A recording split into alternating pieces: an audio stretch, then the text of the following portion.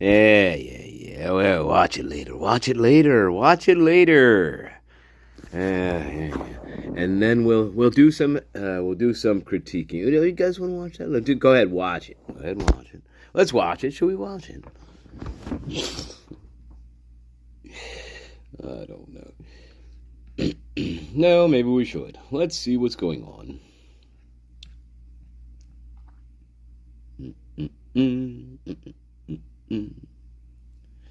All righty. Three of a perfect pair. All right. This is Custody Queens Off the Clock. They are interviewing Cy Ray. Let's see. I think it's interesting to watch. I'm beholden to no one.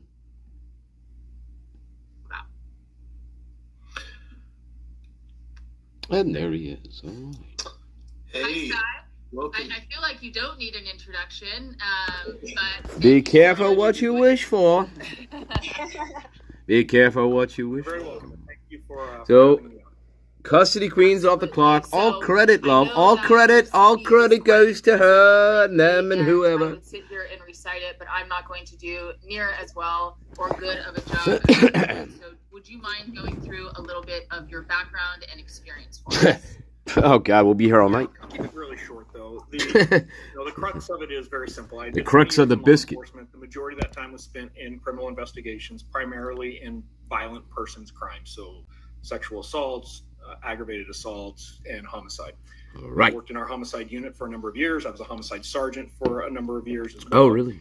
In about 2014, I left law enforcement as I was approaching my 20 years on, and I 2014. started a company that did cell phone mapping for criminal investigations. Right. That was just a realization. Now, my greatest hope here in looking at this, right, with Cy Ray, is that everybody else is watching this right now. My greatest hope is that Reddit, Idaho for Reddit, will watch this and will realize how stupid they are when you say somebody's a conspiracy theorist. I really hope Idaho for Reddit, you're paying attention to this because, there's a lot of people in denial on there. So anyway, let's carry on. That there was a big gap in the market, that the software was somewhat lacking, and the tools that law enforcement had available to them for this type of Hello, Dame Celestine. I'm so glad you're here, love. I love you, Star. That company, and just to kind of put a couple things into perspective, which might be important for today's call, between 2014 and 2021, that system that I built for the software, it mapped over 2 billion phone calls in the United States for law enforcement. That's a lot of phone calls, guys. Familiar with phone records in the United States. Remember to manage every single type of record that was available to. Remember, if you're gonna call somebody a fucking conspiracy theorist, right? You really should understand though what they've been doing for like ever, right? What their career is, what they were like. This guy, interesting guy. He's a very interesting guy. Welcome, Dame Sophia. Now, this is not a one-to-one analysis. You are watching this in real time somewhere else, and that's fine. What I like to do is, when I critique things like this, it's very helpful to do it when it's actually going on. And that's just me. But again, all credit is to this, right? I have nothing this is Custody Queens, baby. So every dollar should go to them, whatever they're trying to do with this. Whatever they're doing, it all goes to them. So whatever. But I feel when we're when we're analyzing people and critiquing things, it's helpful to have it when the person is kind of doing it in real time. So anyway, let's carry on. Yes, it's paused. I hope that makes sense.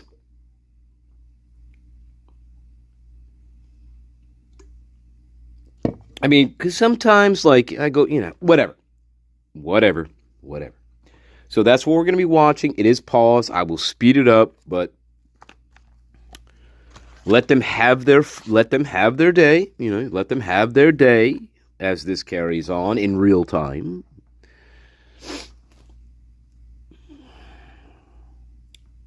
I mean, it is exclusive interview.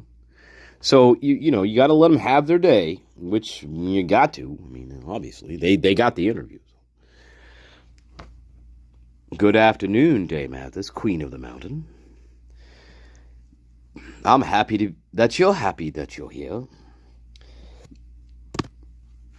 Sigh.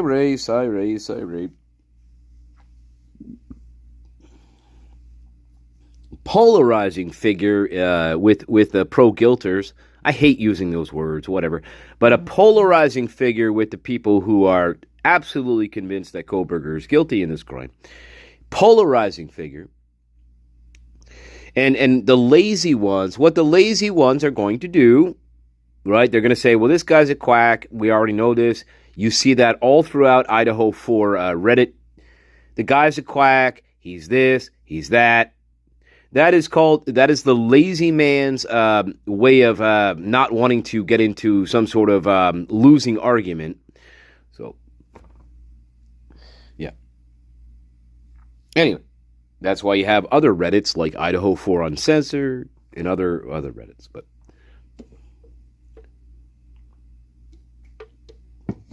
anyway, love you. We'll get there. But we've been talking about Cyber recently because of the documents and him going through the information that he had provided to him in this case. And we were doing that for, I think we did 3 lives on that, and there's still much more to go with his what he was going to testify to at the trial. Anyway, so it's kind of fitting that we segue into an actual interview with this person. So I think that makes sense. All the Danes in the God. All the Danes. You're all Danes.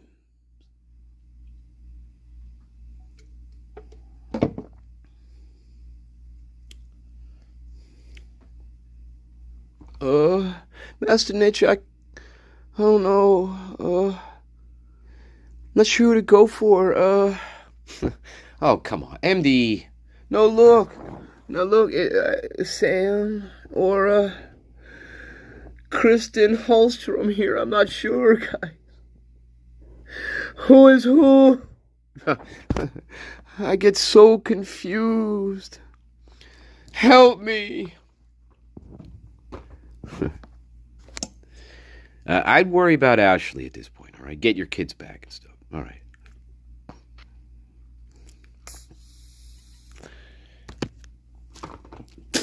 So let's use the greatest gifts of power and analysis and analysis and critiquing.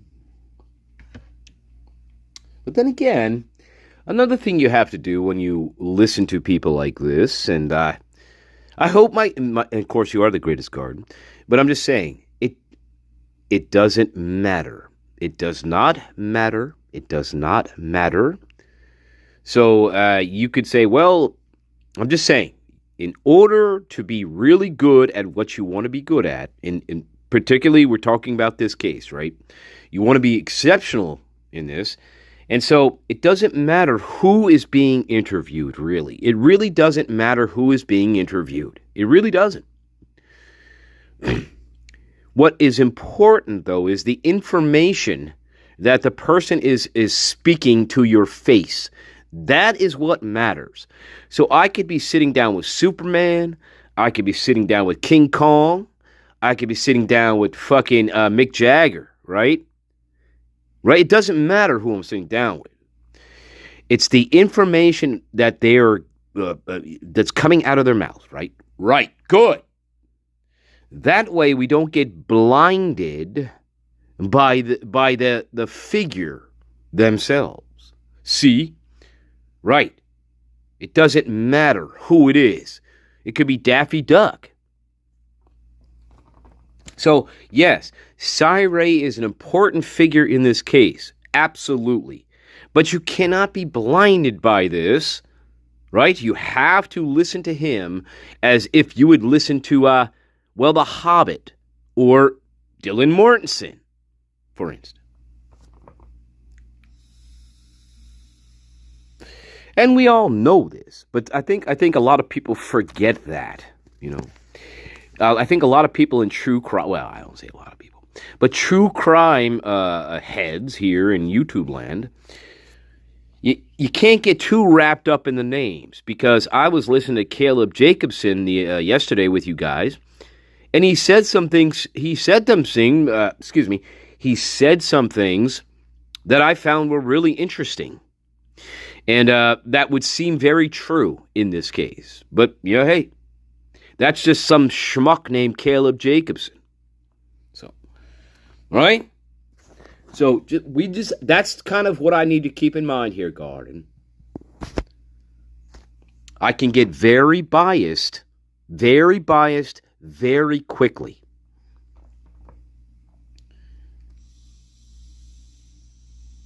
Welcome, White Rabbit. Welcome, Bianca Jane. Love you, too. I miss you as well. Find me a way back, Bianca. Find me a way back. Anyway.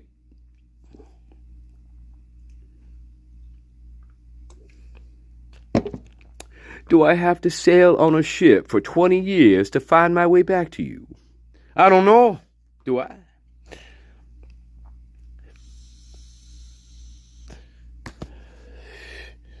Anyway, quick break, and then we will pick this up. So, just wanted to give a little parameter here.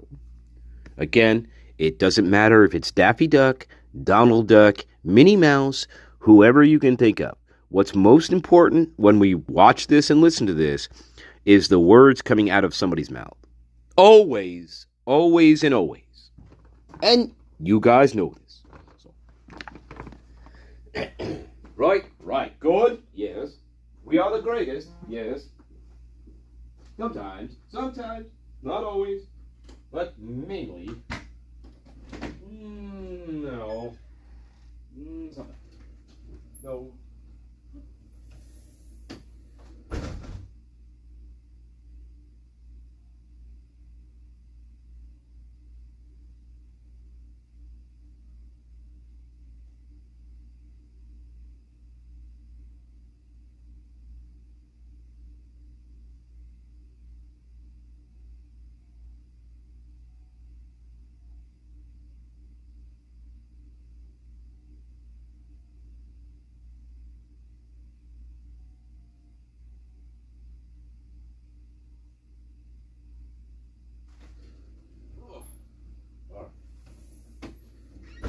But, all right, so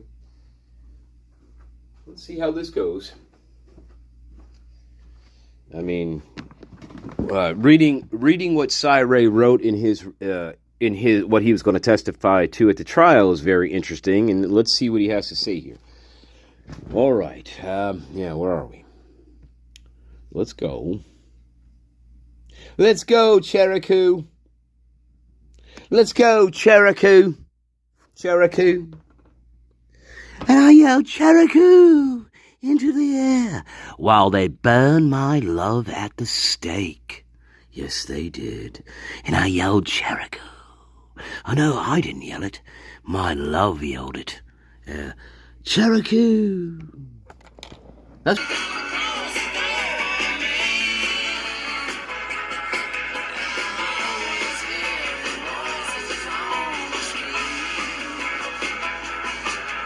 I love you, Nicky Hopkins. I love Nicky Hopkins. That's right, baby. That's right.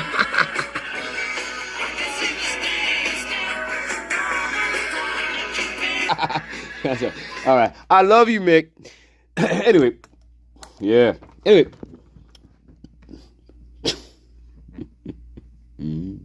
I love you, babies. Hey, you don't think I pay attention to what's going on down here in the earthy realm? All right, baby. Flush the fucking feed. All right, baby. Let's go. Come on, custody queen. You call yourself queen. I don't know. I got dames. Well, anyway, and then, well, this guy. But anyway. Anyway, come on, Cyree. Come on, Cyree. What are you going to tell me? To law enforcement through a search warrant process of any cell phone carrier in the United States. We also kind of did a handful of this work all over the world, so it wasn't just the United States.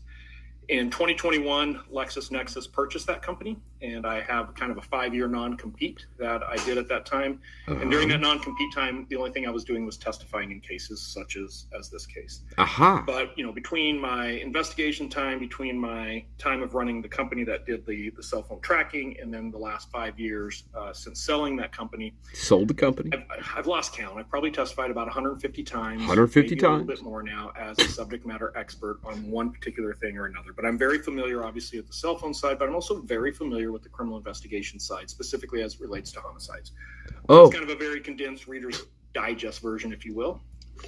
Okay, great. And you've tested... He sounds like a slouch, right, guys? I have. I think I'm at 26 or 27 states altogether, and yes, both state and federal. Okay, and then for the Idaho case, was this the first case where you were an expert for the defense? This is the first and only case I've ever testified on behalf of the defense. That I actually did work on the case on behalf of the defense. There's other times that I've been compelled to do things with the defense, but this was the first time I actually testified as a defense expert. I was willingly defense expert to testify. Willingly, right? Okay, and you were retained in October of. Hey, Idaho for Reddit. Are you watching? I think the first time I got a call, but I didn't know what case it was on because of the gag order. I received a call from another expert who was looking for a peer review of this. But because of the gag order... Who, me? Dame Celestine? Yes, that's correct. Okay, so I agreed to... Oh, you're not talking about me. You're talking about me? What case it was. And then it was a couple weeks later that... I don't know. Is she talking about me? I got up to speed that. It's that case. Oh, thank you very much. Gotcha. Okay, and is that Tom Slovensky? Correct. Tom Slovensky. Who's that? All right, and then, so once you signed, I'm assuming, the confidentiality... Oh, yeah, that's right.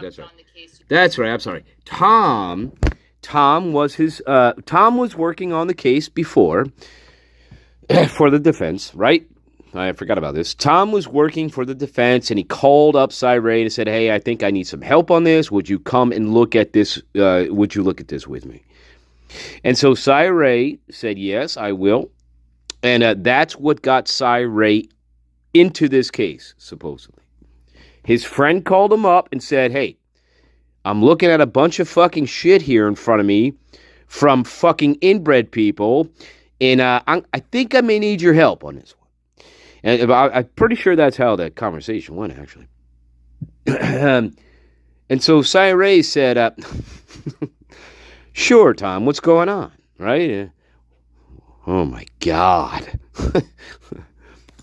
Look, these inbreds are driving me nuts. I don't know if they don't know how to write shit, or like they never seen Little House on the Prairie, or like, you know what I mean? So Tom's talking to fucking Cyree. He's like, I think I'm dealing with a Little House on the Prairie situation here, my friend. You know, all right, I love you. It's good, right? Good, right? You're all right. You're all right. You follow me so far?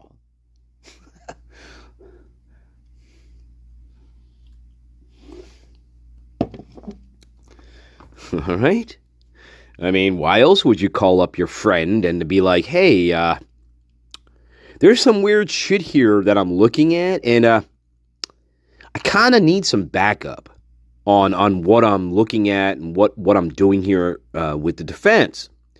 So to me, if you're calling in backup, right, you're calling in like this guy because you're not quite sure what you're looking at, or the information you're given doesn't seem right, or whatever the case may be here.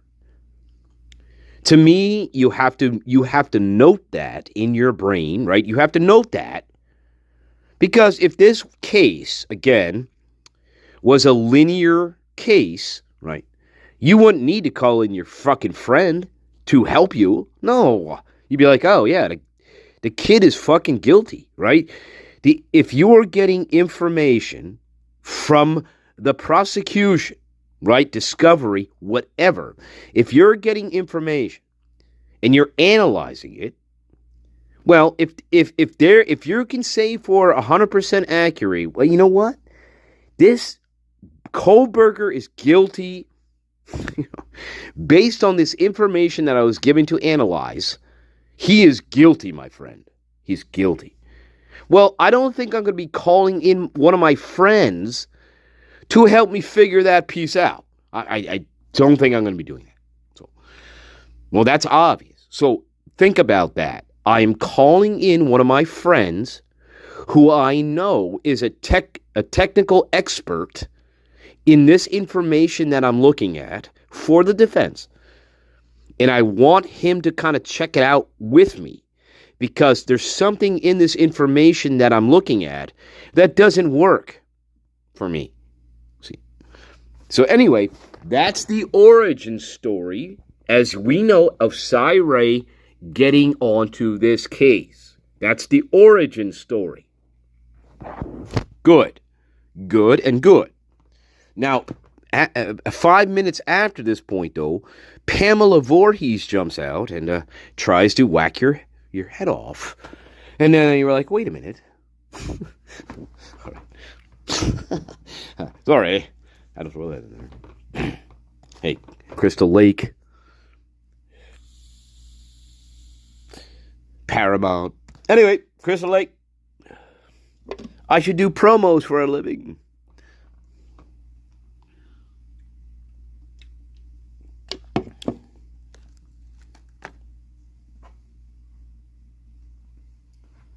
All right, let's carry on.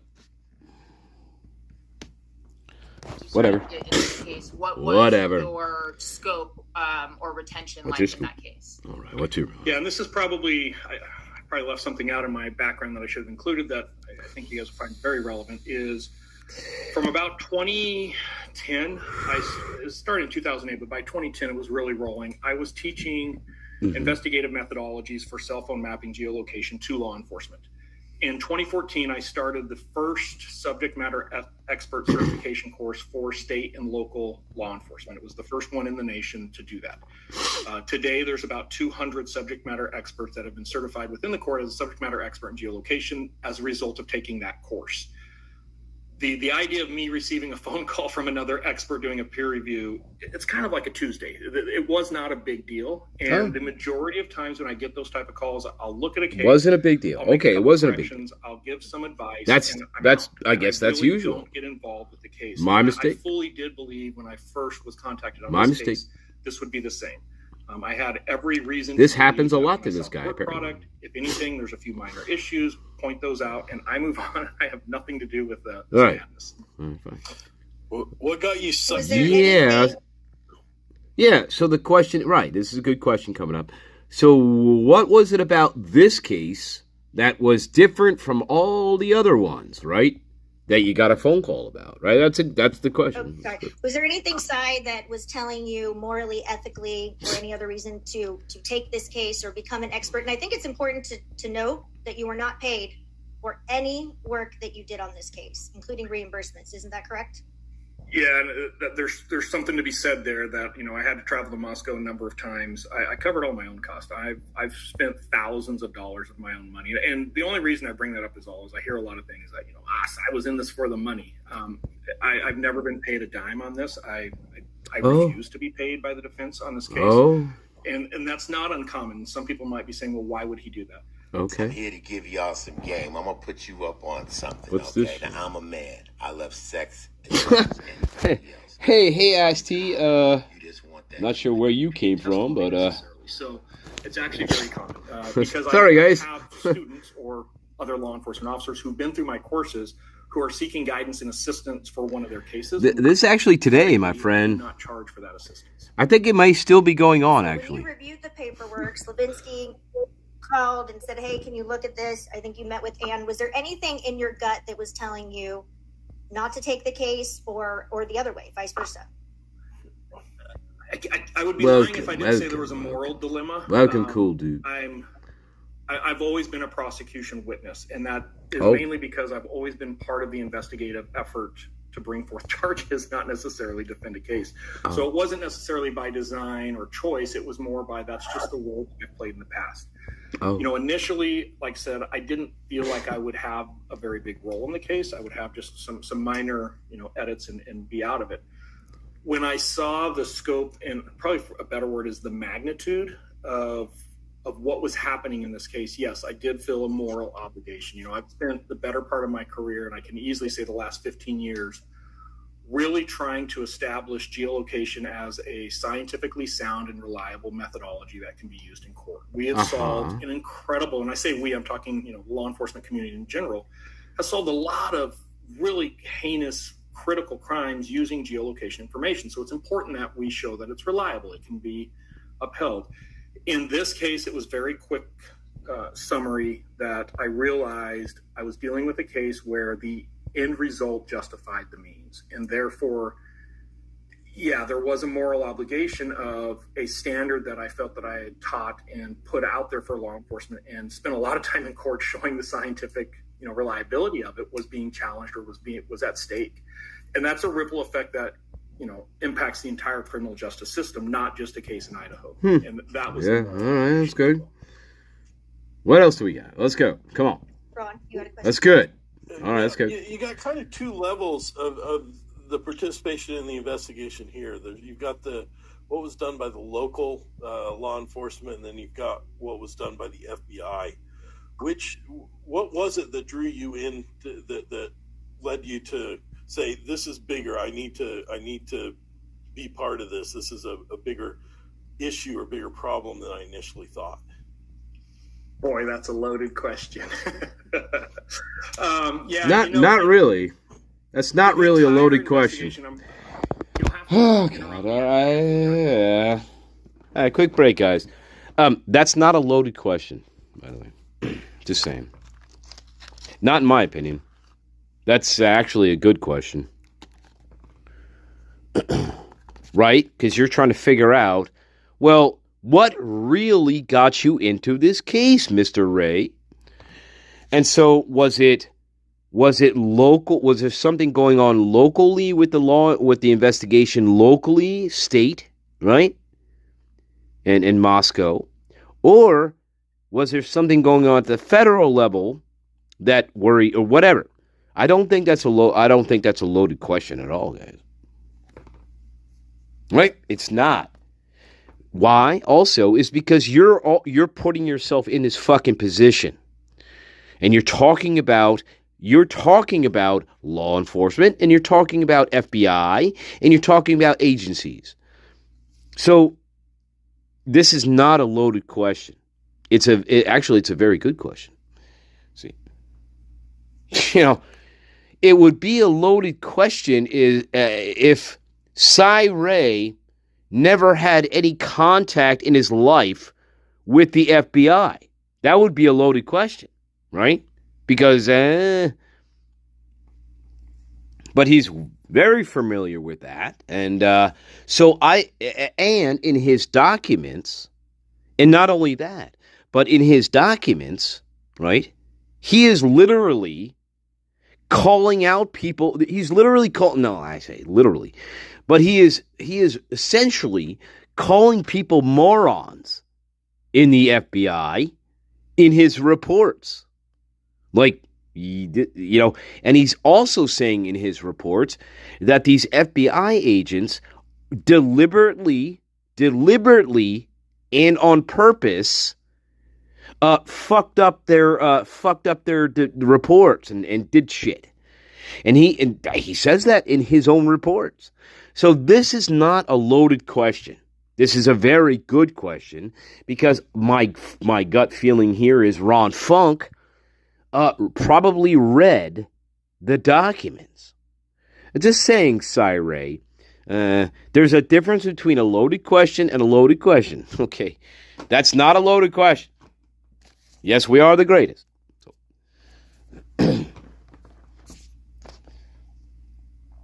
It would be a loaded question if Cy Ray didn't already talk shit about people. Then maybe it's a loaded question. But he's talking shit about a lot of people. He's specifically the FBI in his reports. So it's not a loaded question. right? No. You're already talking shit, man. So anyway, it's a little odd to me, but we'll carry on. Just a little odd to me. It's, it's nitpicky, whatever it is, but that's not a loaded question. Okay. No, not in my opinion.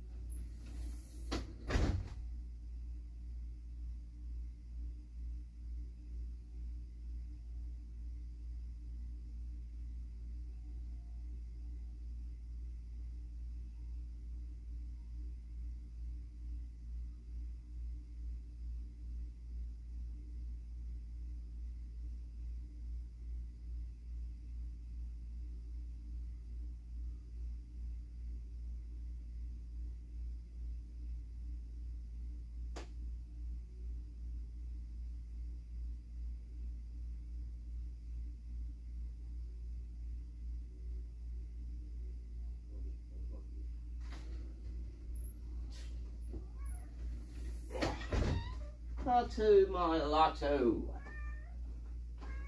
Lotto, fortune of life. You get stuck with a lazy gato familiar. Such is life. All right. Here we go.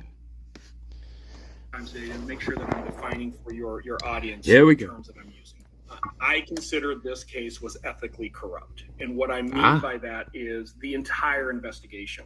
Oh. So where I understand your question of, hey, was it Well, more on the that's state good. side or was it more on the federal side where you're seeing the errors? The problem is the commingling of effort in this case was so tight. It was the entire case. A couple bad decisions that were made on the federal level infected the entire investigation. So I don't know that I can separate those two, and I know there's a lot of discussion about, is there a bad actor? Is this intentional or is it accidental? And I want to be really, really clear because I think a lot of people love to put things in my mouth or assume what I'm trying to say with certain things. I do not believe that there's anybody at Moscow Police Department that intentionally misled or misrepresented a case. I think they all were out there doing the best of their ability. Somebody wants to say, well, their abilities kind of suck. There's arguments there that I can't engage in because, things could have been done better. But I don't think there's intention. And it's very limited. So when I say at the federal level, I want to make it very clear. I'm not saying the federal involvement across the board, but at the federal level, there's a handful of decisions that were made by a small group of people that are terrible decisions. And they were intentional decisions. They knew what was at stake. They knew what was being risked. So, I think that's different than what I'm seeing with local law enforcement, if that answers your question. The other concern that I had very quickly was, a lot of times when we get involved with a case like this, the prosecution can typically be just as surprised as anybody else by some of the actions or activities that took place in an investigation. And typically prosecutors are having to deal with and try to figure out how to explain certain things that happened within the investigation. Well, that's for sure they lack knowledge. That is not. I disagree with the intentional part. I disagree with the intentionality. Pretty much throughout. Disagree with that completely. So there but whatever.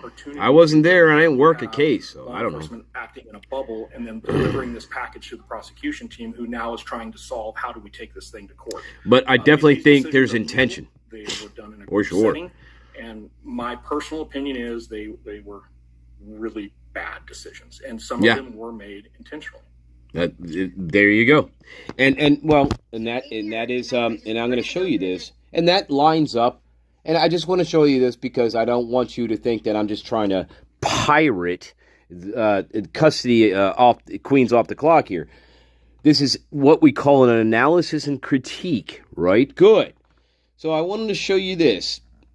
And you guys already know this. Again, I'm not showing you anything that you don't already fucking know or have not seen before. But we are the greatest, and so I want to show this to you. Because it does fit exactly what he's saying here. So, and this is in his written reports.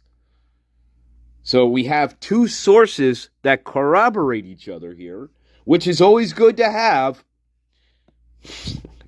Right? So, yeah.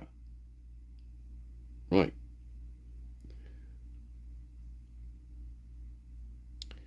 Where are we?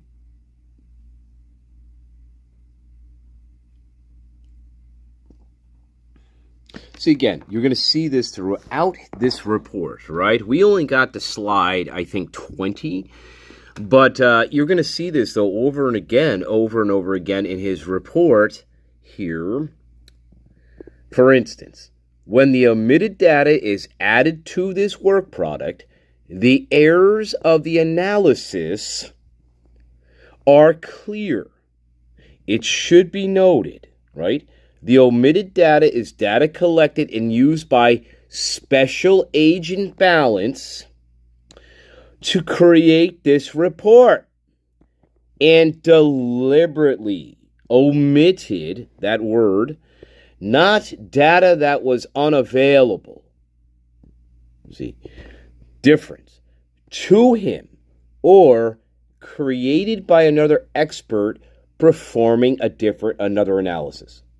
Special Agent Balance chose what data to use and omit.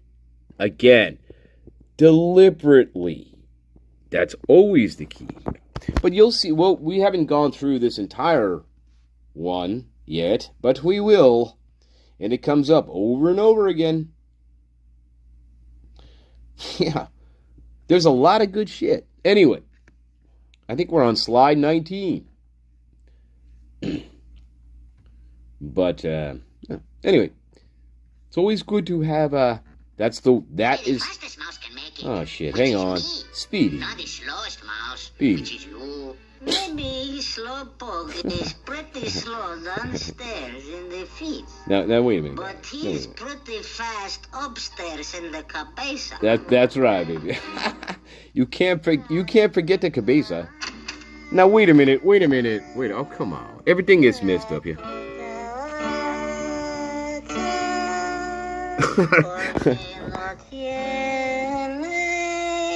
How you doing, Idaho 4 Reddit? All right. Anyway, I love the El Gato there. Anyway, all right. I love the El Gato there. Anyway.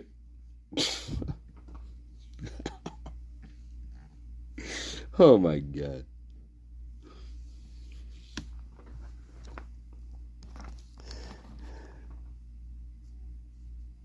Yeah, you're right, Dame Sophia, Queen of Wisdom, by the way. Welcome home. Ethically corrupt the entire case. The entire case. I think he said that.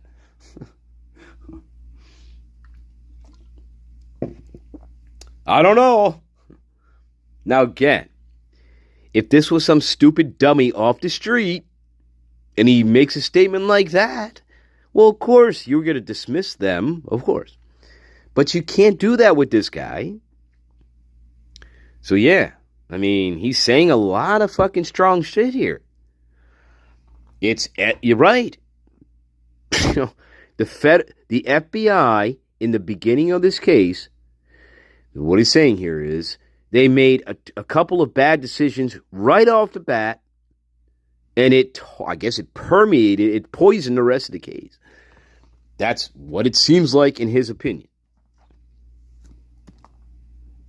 And so it was like, then what you start to think about is, well, how much was the FBI then guiding the hand of Moscow and Idaho State Police? How much were they guiding the hand of fate here, right?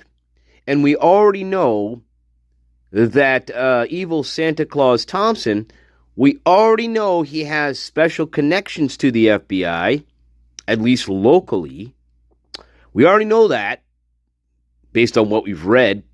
So, it's not a stretch to think that this is you have the FBI guiding the hand of fate, and maybe we get jammed up of course, and we don't know how to get ourselves out of certain things. And so we have to go back to the FBI to have these things straightened out a little bit. See, it's kind of something, I think something like that going on, you know. So if that's true, if that's true what Cy Ray is saying here, if what he's saying is true, this started at the federal level, and Moscow, according to him, had no intention of being bad actors, right? They had no intention, which I disagree with, but whatever. And so if that's true, then there's only a couple scenarios that would make sense here. The FBI is then guiding the hand of fate to where Moscow is going along with what they're recommending and suggesting, guiding the hand of fate here, you know. And I think we do see kind of something that happens in the investigation where there is sort of this abrupt shift from looking locally at the college students, right? And Dylan, of course, we never looked at Dylan, right? Or Bethany. But there is this radical kind of, what it seems radical. There's this sort of this shift away from the locals, away from Moscow, away from Boise, Idaho, Coeur d'Alene, okay? It seems like there's this shift away from these characters, and now we have fully entrenched ourselves in the boogeyman theory. See, at some point there was a shift.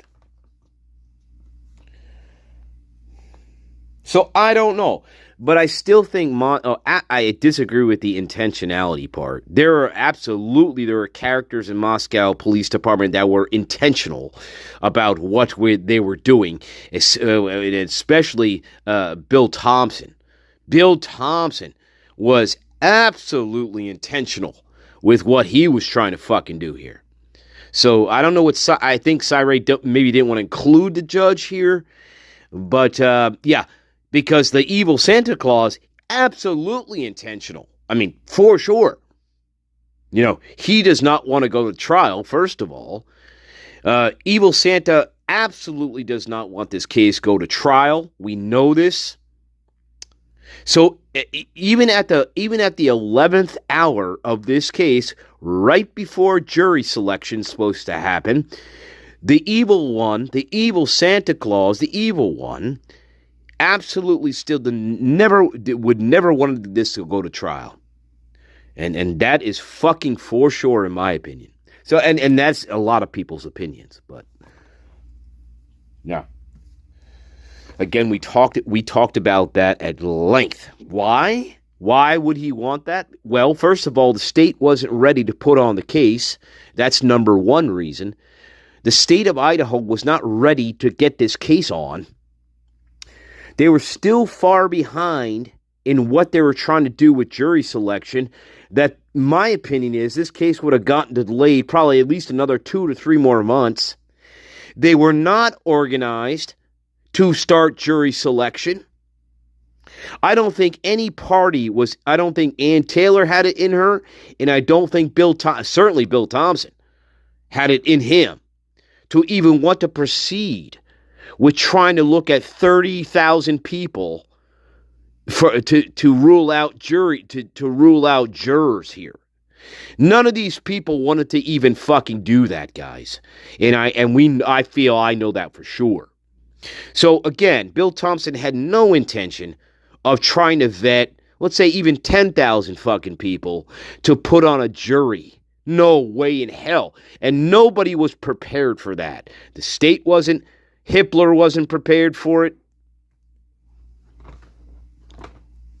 They still had logistics. The state still had logistics that they still couldn't figure out how they were going to fucking do this or pull this off. How are we going to accommodate 20 to 30,000 people rushing into Boise, Idaho to try to cover this fucking case? There is no way we could have pulled this off in 2 months. Absolutely not. It's ludicrous to even think about that. So, in everybody's fucking corrupt little snake-brained mind out there, guess what they were thinking? How the fuck do we get out of this? How do we get out of this? First of all, we are definitely not ready for trial. Nobody's ready for trial. The court's not ready for trial. The state of Idaho itself is not ready for this trial. With the media presences and millions of people like trying to be there, and absolutely not. Absolutely not. This is going to be one of the biggest trials. Not only the biggest trial in the state of Idaho, but one of the most watched and biggest trials in the whole United States. So, yeah, they were not ready, my friends. 2 months to get this all ready? Are you fucking... You're out of your mind if you think that these fucking people out there in Wonderland would pull this off in 2 months and actually have the start of a trial. You are out of your gourd. This would have got delayed, my friends, at least for another 6 to 9 months at most. Maybe at least. So anyway, just saying, we are the greatest. And I want you to think about that logically, my friends. There is no way that they would have been ready to go with opening statements in 2 months. Absolutely. By let's say October 1st, no fucking way that's happening. No fucking way. No way. There is no chance in hell that's happening. So, and again, Taylor, at some point, she withered under the sun. She flew too close to the sun. She withered and died. And Thompson, he did not want a trial. Of course, he did not want a trial. So these two little lovebirds came together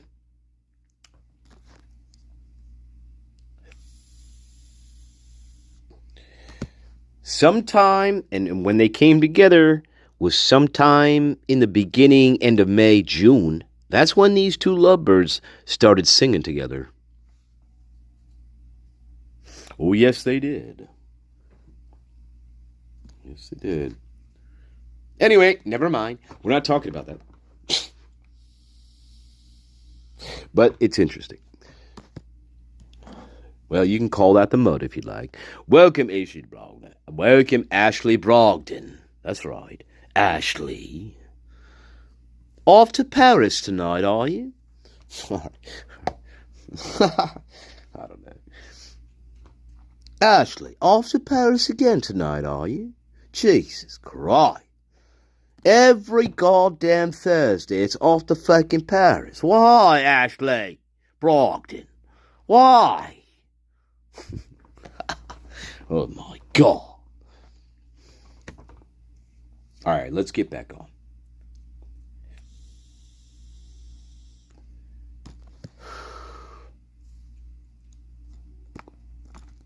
Welcome, Sir Equinox. One of the nights of the garden round, I think. One of the the last night of the garden round. The rest, I think they all fell off cliffs, my friend. They fell off the cliffs. They ran into a big cyclops somewhere. I don't know. And guess what?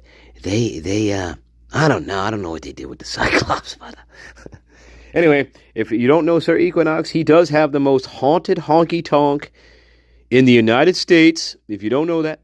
So ladies, if you're looking for a haunted honky-tonk to explore, I suggest you talk to Mr. Sir Equinox. He will talk to you about it, and, well, you know, I'm just saying.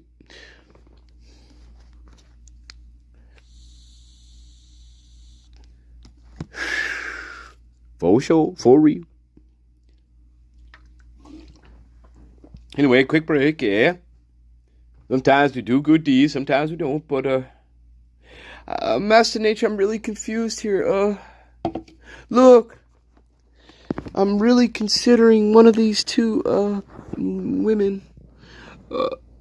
like, should I, like, oh my God.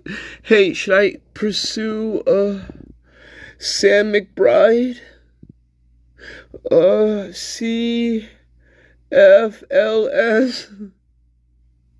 Oh my God. No, no. No, not use that. No. MD, what's the matter? Those are her fucking credentials. What are you getting so fucking upset about? No. No, man. You don't understand. Those aren't her initials. I'll show you what they mean. All right, watch this, okay? Look, guys. Oh God. MD, no, I'm gonna show him. MD. No, oh God, I don't even know if I want to show it, but I have to.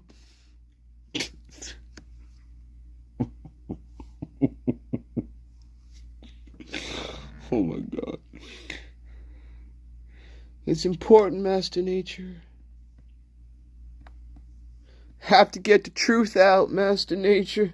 You can't hide from, I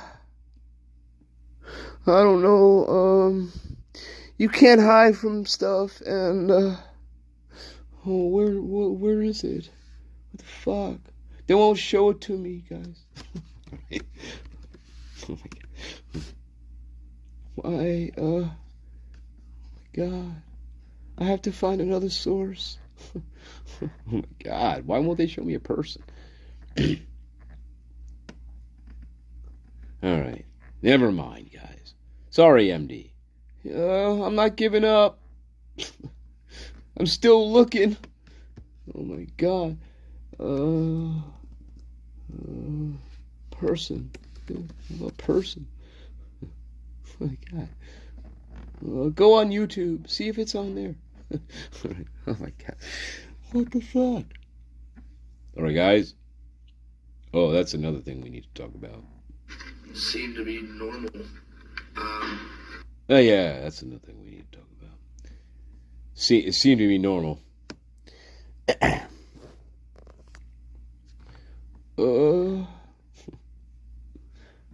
don't know. I do have to look that up. Oh, no, yeah, come on, man. Seriously, the fuck? Well, now that the joke's ruined, we try. We try. Oh, yes. People.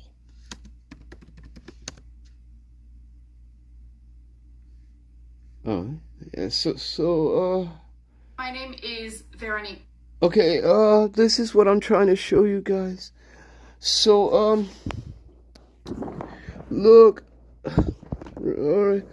living, with encephalitis, and, so, like, what scared me here, guys, was... Taberge, nearly 5 years ago, I became suddenly ill with what was later diagnosed as encephalitis. I deal with chronic fatigue. So when I saw that, I got scared and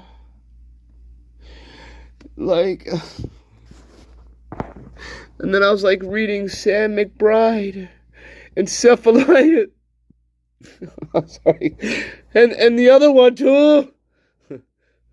Kristen A. Holstrom has suffered. No. Well, no, I mean, look, okay, it's not, look, it's not the Greek language. Okay, maybe I'm taking liberties with English, but, hey, Christopher Nolan. Never mind, guys. Never mind. Bad joke. Terrible joke. That's a horrible joke. Not really. Encephalitis. That's not a joke, Master Nature. I mean, look. Lots of troubles with any sort of cognition. Mrs. John, where are you? Concentration. I need you. Processing time, memory. Sir John, where is Sir Equinox? Where is she? To start overcoming all those challenges that came in pair with encephalitis was really to learn. Never mind. MD, that was a horrible joke. What happened to your joke making? You used to be funny. Now you're not funny anymore. The hell happened to you? I don't know, guys. I lost my joke making ability. I really did. I don't know. Well, maybe because my dad pushed me off a fucking cliff. I'm not so happy. Sorry. Let's carry on now. What are we doing? Sure. Oh dear. Where is it, love? Where is it? Back to the beginning, love. No. All right, carry on. How about this? That's Act 1. Act 1. Right? We'll pick it up with Act 2. In 2 seconds. Give me 2 and 2. Remember, guys, 2 and 2. Right, 2 and 2. Right? 2 and 2. 2 and 2. Give me 2 and 2. And we'll be all right. We'll be all right. Give me 2 and 2. Right?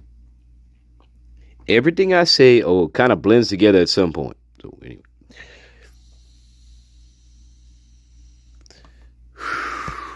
Anyway, what are you talking about? Who's talking? Would you get on with it, asshole? We're trying to listen to the video, asshole. I know.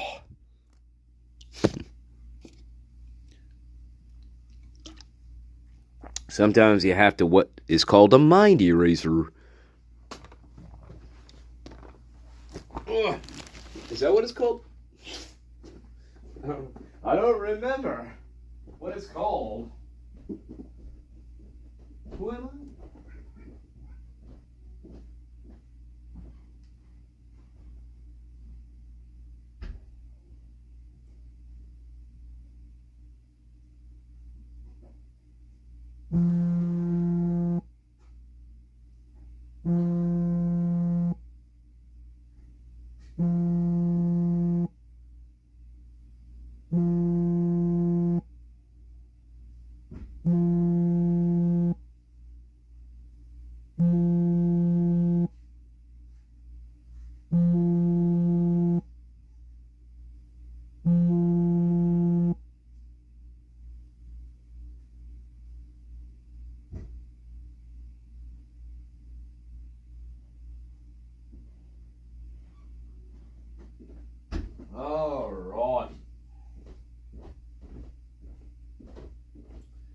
All right. Let's have a clam bake.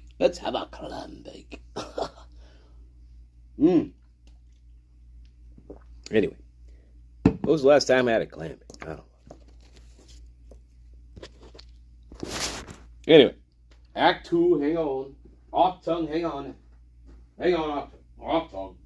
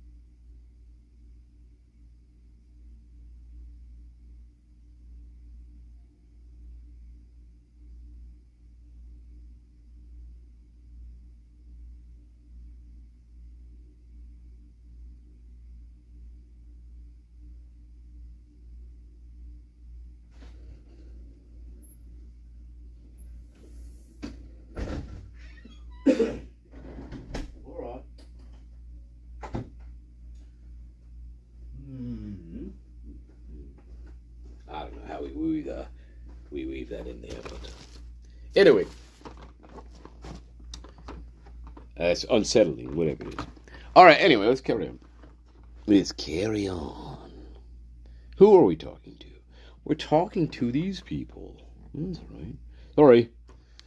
Talking to these people. For each area, line by line. But I know when I was looking at your sworn affidavit, and I want to actually read your words, but your comment or what you put in the affidavit encephalitis is so powerful. You said such a deliberate attempt to mislead the court on evidence in such plain sight.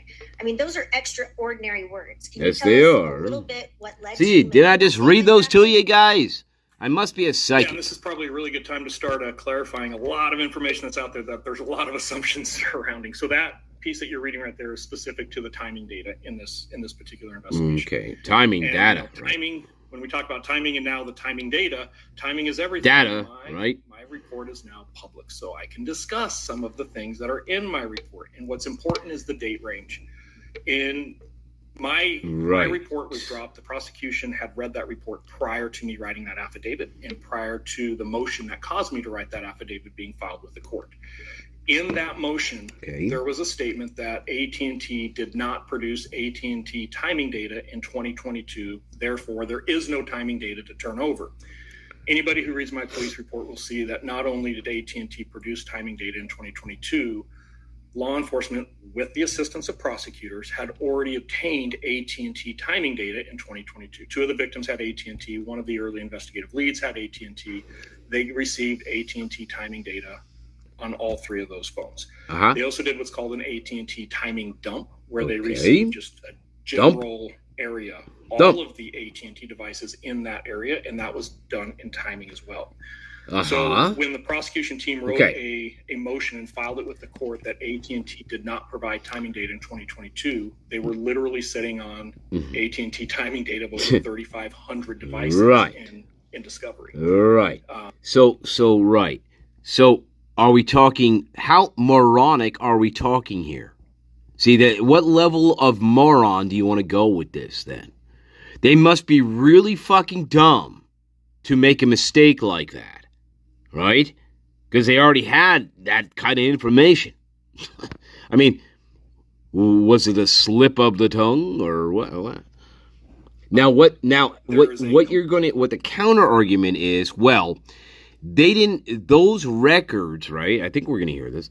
Those records, well, they somehow were not available, right?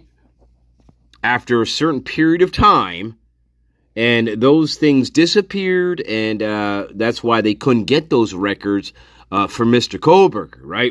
Some counter argument, is that still true? I wonder if that's still true. Complete disconnect from the prosecution understanding their own evidence. Exactly. I just have that's a problem.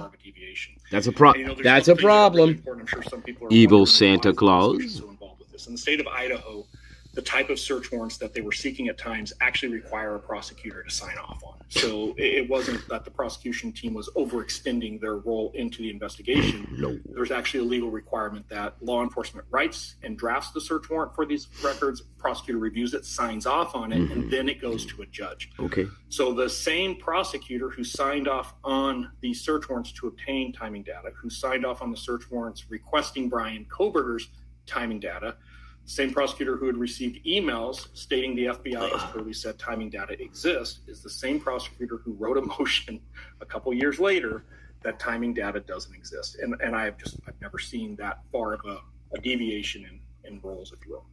And that prosecutor would be Jennings? That's correct. Oh. Okay, so that's why when you say there's clear and convincing evidence that not only the FBI was able to obtain the AT&T advanced records in 2022, it's all right. So with sorry, MD. What? Prosecutors in this case, that's what you're referencing. Wait, hang when on. They're saying they weren't able to get it by that time. They were. Yeah, it's in evidence. I mean, to this day, there are AT&T timing reports that have been turned over that were disclosed from 2022 that clearly exist. Was there ever an explanation given for the disparity? What was said? Yeah, and timing's real important here. You know, that the initial motion is filed that this doesn't exist, and there will be testimony from the FBI. And Harbor Freight Tools are working hard in real garages across America, like at Nico's Automotive Shop in and got everything done. Remember, I'm in Arizona, so I have to send it to Idaho. About that time, the state drops a second motion clarifying, oh, wait, we just discovered timing data does exist. So what I wrote in my initial affidavit is true. It does exist. However, AT&T is now saying it only goes for 7 days. Right. And therefore, it's not relevant. Right, remember? I would still argue it's incredibly relevant. It's ground truth for what a device is doing that we are applying a pattern of life analysis to. Anybody in this field would tell you undoubtedly you want all the data. But there's something interesting with AT&T that never came out because it was never allowed in testimony, and that is sometimes AT&T, for a number of different reasons, must retain data longer than the 7-day limit. There's times when AT&T will tell you, hey, we keep this for 7 days, or we keep this for a year, we keep this for 7 years. But there's a number of things that happen at AT&T with different projects and different legal reasons that they are required to retain data longer. So if you welcome, don't Creamy Row. Welcome, love. And what's important is that both search warrants for Brian Koberger's phone clearly articulated they were requesting timing data. There's a fact sheet that's required to go to AT&T. And in the bottom of that fact sheet, there's a comment section. And somebody typed in that comment section, please send us the last 7 days of timing data. So, the idea that, well, it doesn't exist, we didn't ask for it, there's a clear paper trail that it was asked for repeatedly. And then when you look at, warrant returns are a thing. When you serve a search warrant, it's just not the end of the search warrant. You have to go back to the judge and say, hey, Your Honor, here's what we received. Here's the inventory that was produced as a result of that search warrant. And in that return, it actually states everything they asked for was received. So, as an investigator on a high-profile case of this nature, if I had purposely and intentfully requested timing data on 2 different search warrants, sent a cover sheet within an email stating, give me the timing data, and it was never produced, I would make sure to note that in either my report or the return, that items that I am specifically requesting were not produced. And that would prevent, any argument now, but that wasn't done. So that's the timing issue. Okay. And then another statement in your affidavit, just to clarify, you said, I have worked with AT&T Global Legal Demand Center for over 15 years. I have firsthand knowledge that AT&T GLDC is one way, but not the only way for law enforcement to obtain call detail records from AT&T. Is that, what does that mean? In short, to just make this really simple, and I don't want to get too far in this rabbit hole because we could talk all day about how this happens. There are multiple entities within AT&T that produce records for different reasons. And I'm no way insinuating that it's not legal, that it's not compliant, and that it's not proper. With the proper legal authority, there's different methodologies to which you can obtain this data. GLDC is one. But that is what it is. The important thing here is GLDC was also the receiver, if you will, of the other 3 search warrants that did produce AT&T timing data. Okay, and then just to clarify, the timing advance data was not provided to law enforcement from GLDC until June 15th of 2023. So in 2022, they would have had to obtain it from a different source. That is correct, within AT&T. And you reference Boyd Jackson in your affidavit. Anything that you can elaborate on there? No, and again, it's something very simple. I've worked with Boyd for probably over a decade now, or I'm aware of Boyd, and he has touched a number of cases that I've been involved with. The point there is, I was hoping that somebody at AT&T would realize, hey, this affidavit or this initial motion is so far out of left field, it'll never stand on its own.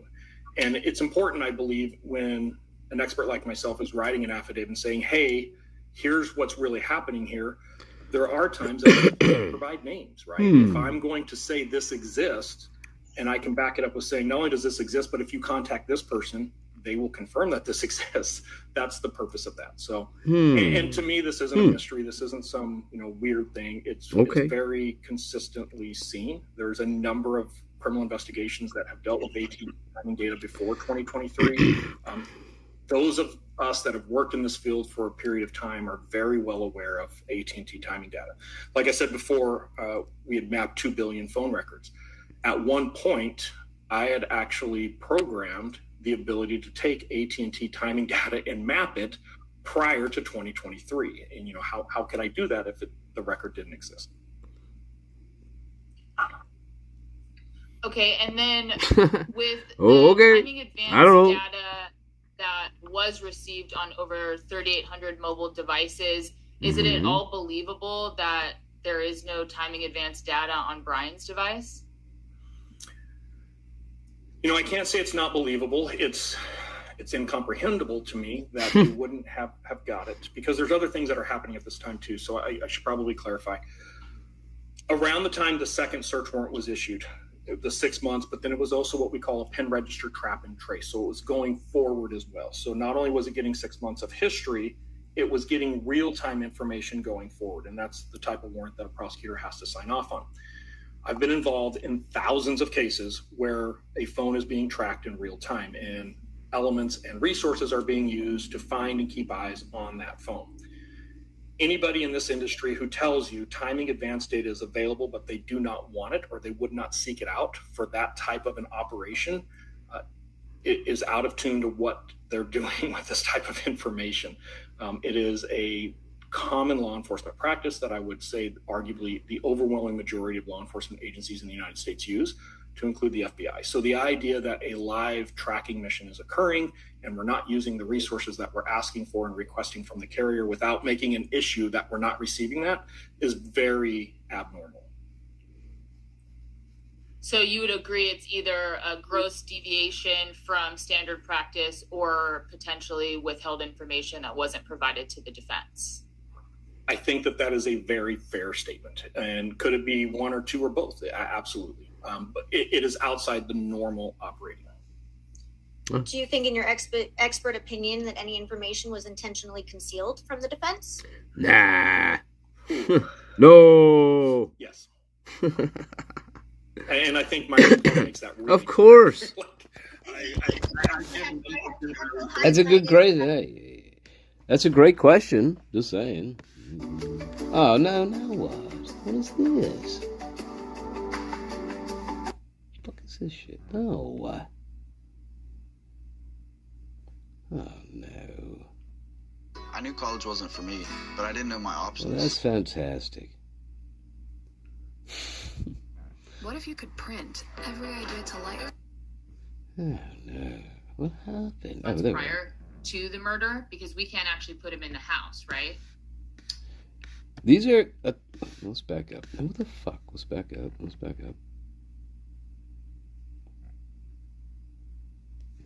the hell is going on with this? And there is evidence of that in this case that happened. And I wrote about this in my report. You know, I think there's some sloppiness. I think there was over-reliance on DNA. And I don't want to come out and say, oh, this was intended. I don't know how much of that has come out, and I'm not an expert in cell rights, so I'm not going to go any further than that. But conversation, because there's no reason to talk about a white car eastbound on Highway 270. Report that explains it. Yeah, there's a repair process that has to happen, but there's a more important piece here. Craft the PCA. Typically, do we not like to rush, because as your DNA profile, and from your DNA profile, they be conducting an IGG investigation outside starting this thing. You know, if you're never going to believe that, what are we even doing? Let this exist, and I can back it up with saying, not only does this exist, but if you contact this person, they will confirm that this exists. That's the purpose of that. So, and to me, this isn't a mystery. This isn't some weird thing. It's very consistently seen. There's a number of criminal investigations that have dealt with ATM data before 2023. Those of us that have worked in this field time too. So I should probably clarify.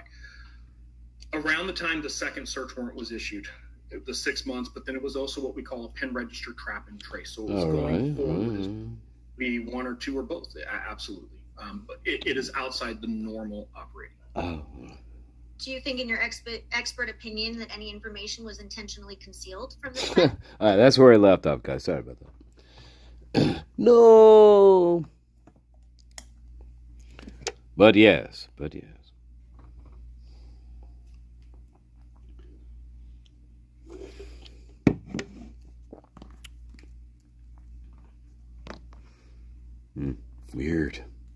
Weird, guys. Weird, huh? Weird.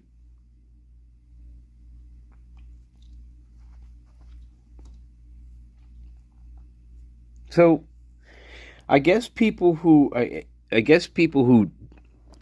want to disregard this person, I think you're going to have to be. I don't know. Maybe you have to be a little. You're going to have to be a little creative with how you just brush somebody like this. Like, whatever.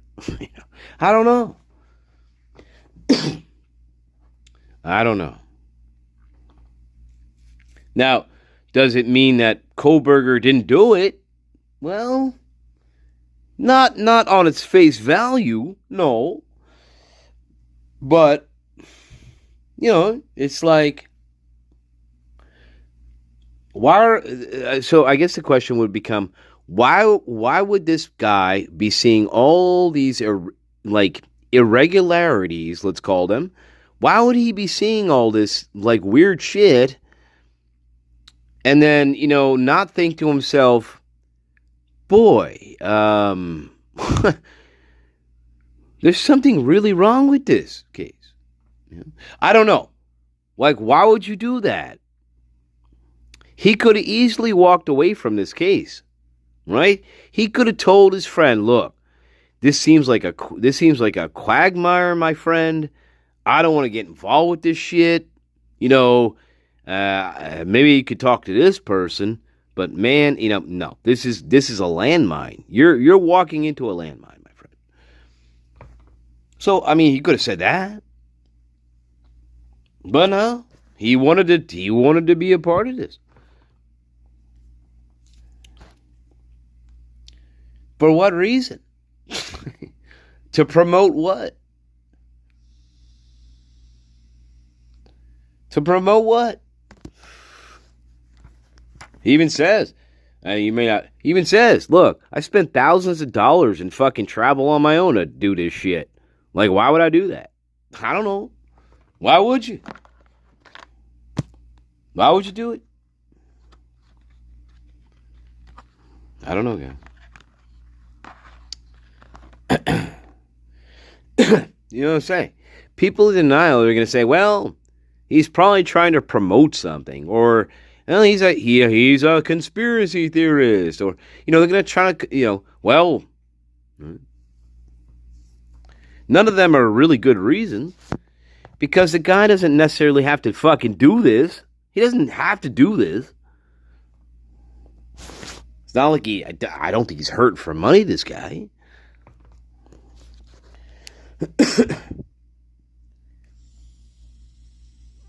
Welcome to live. I don't think Cy Ray's hurting for money. I don't know his financial situation personally, but I don't think the guy's hurting for money. Even in 2022, I don't think he's hurting. So, I know who would be hurting in 2022. That would be the University of Idaho. I know they'd be hurting, real bad. Yeah.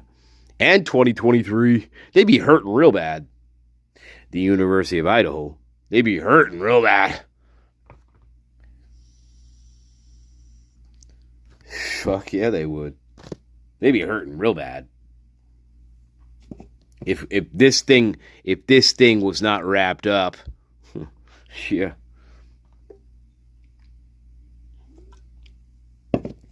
Yep.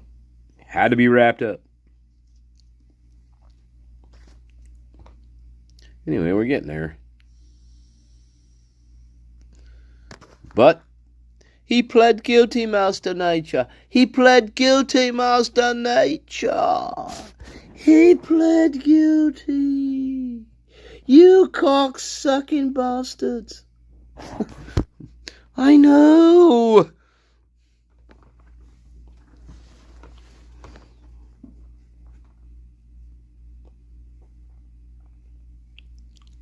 Does he? Does he really have to do that, cool dude?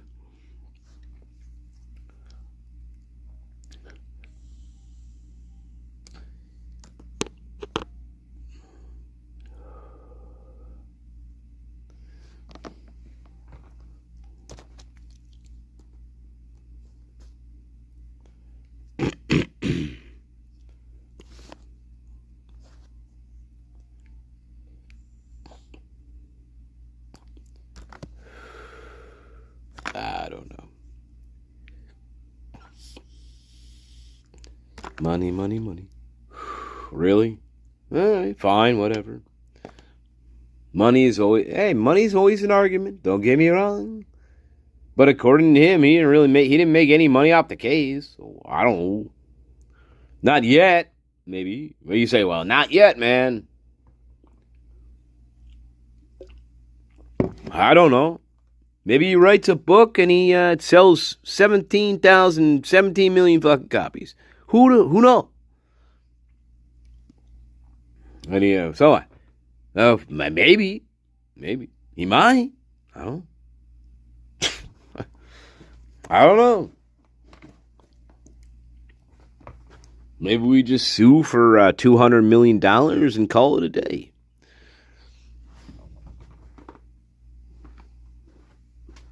Everybody wants money, my friend. Everybody wants money. Money, money, money. It don't matter. It does not matter, my friend. Does not matter. I don't know if you want money. Yeah, like everybody want money, right? Sure.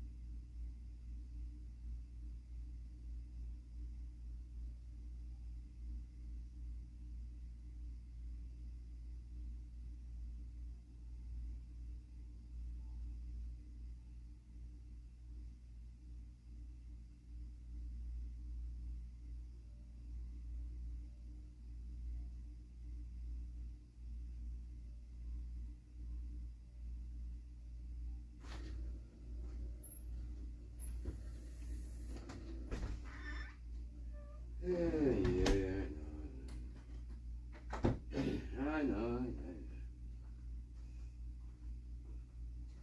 It's always one of those things. Yes.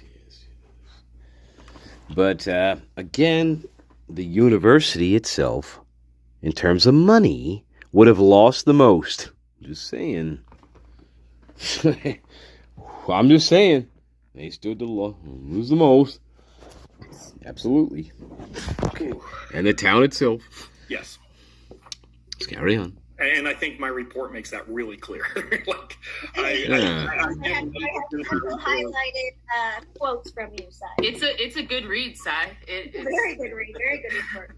I think I've been very outspoken that there is no doubt information was omitted and very critical information. And I wanted to say this before, but now is as good as time as any. I think to have a real conversation, and this is both with all four of you, or all three of you rather, and your audience.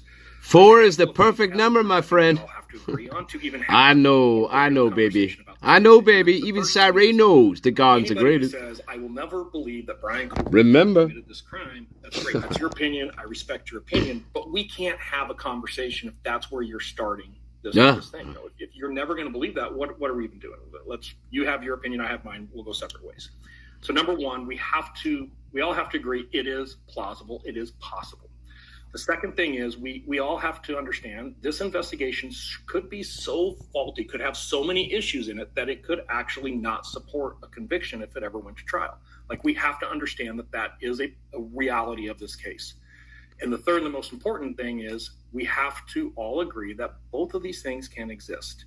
It's not one or the other, and I'm not talking about innocence and guilt in trial. I'm saying it is very plausible that Brian Koberger committed this crime, and it is also very plausible that this investigation has so many errors in it that it is potentially corrupted from ever actually showing justice through a trial proceeding or through a jury. But there would be concern to sort of avoid the legal procedure that would be required that all of us adhere to make sure that our liberty is I'll tell you what. Where it needs to be, and we have all have to be fair. That's a very smart way of putting it, I guess. I would say.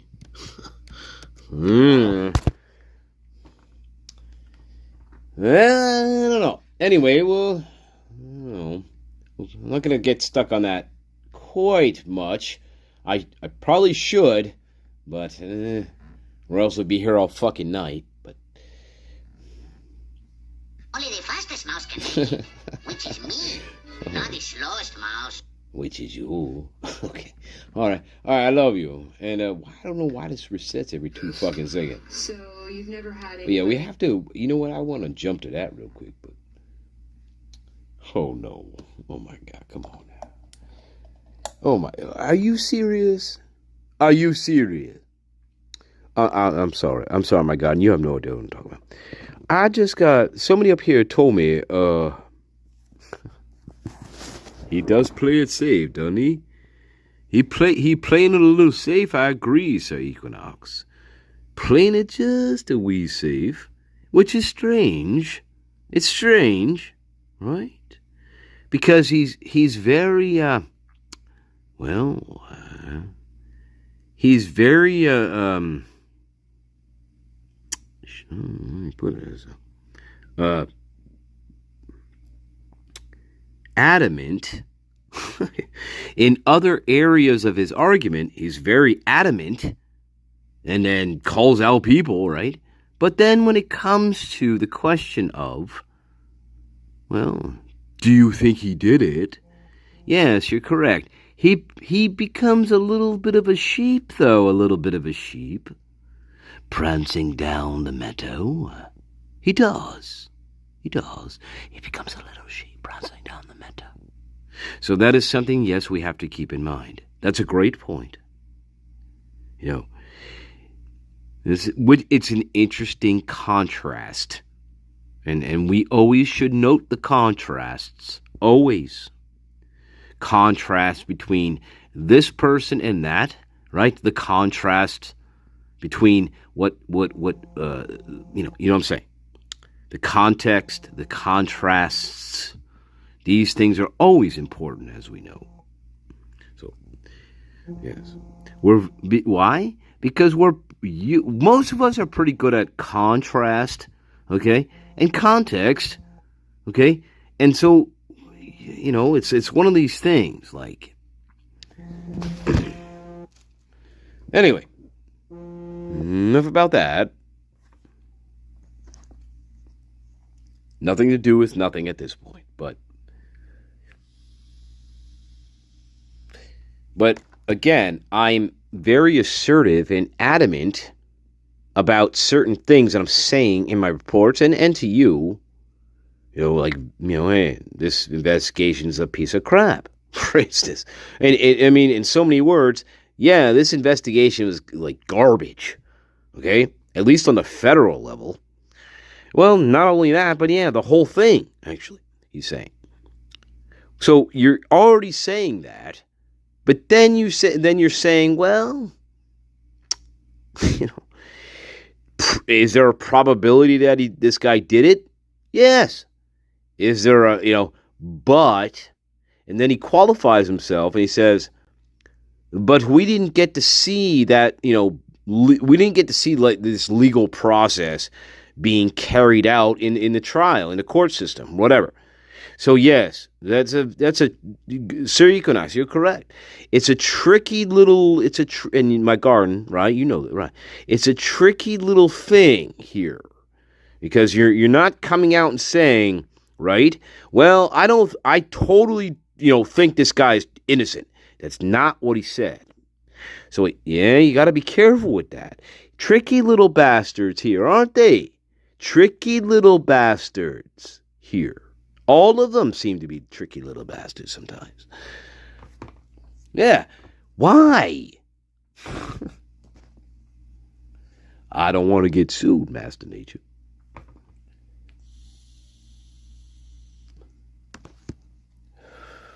Well, I don't want to get sued, Master Nature. That's why. Are you stupid? Right? I don't know. It's like, I understand you're trying to be diplomatic here in your answer. I get that. But after everything that you think about this case that you told us, I mean, is diplomacy the right strategy at this point? I mean, I don't know. I guess. There's certain things I guess you cannot say without fear of, I guess, being sued to death, I would imagine. You know? Why? Well, because the schmuck pled guilty, for number one. So if you say, well, he's totally innocent, I believe he's totally innocent in this crime, well, you're going to look like a complete fucking moron, or automatically, and you don't want to do that with your reputation and all, right? You can't do that, because anybody can come back and say, but he pled guilty, moron. So, you know, I get it. So, but see, if you're okay with that, then you have to be prepared with, well, no, I am not the moron, right? It's you're the moron, and this is why you're the moron. And my proof as to why you're the moron is stronger, right, than the proof that I'm the moron. Well, then guess what? I win the contest. You're the bigger moron than me.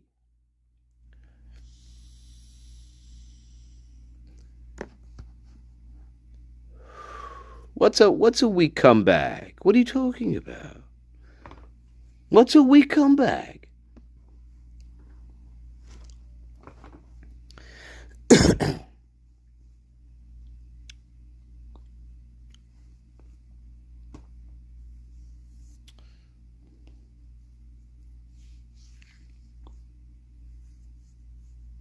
I want two realities.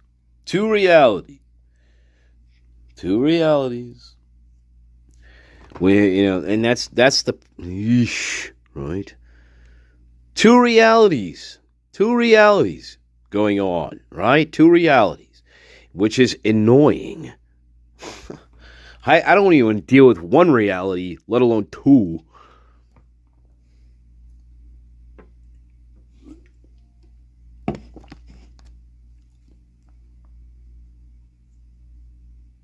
Ugh.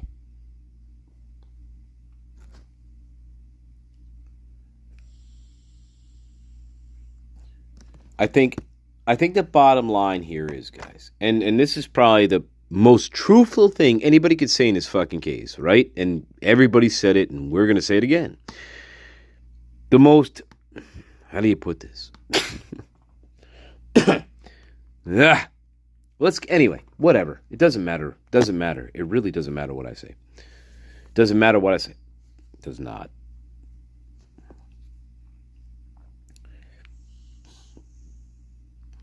It doesn't.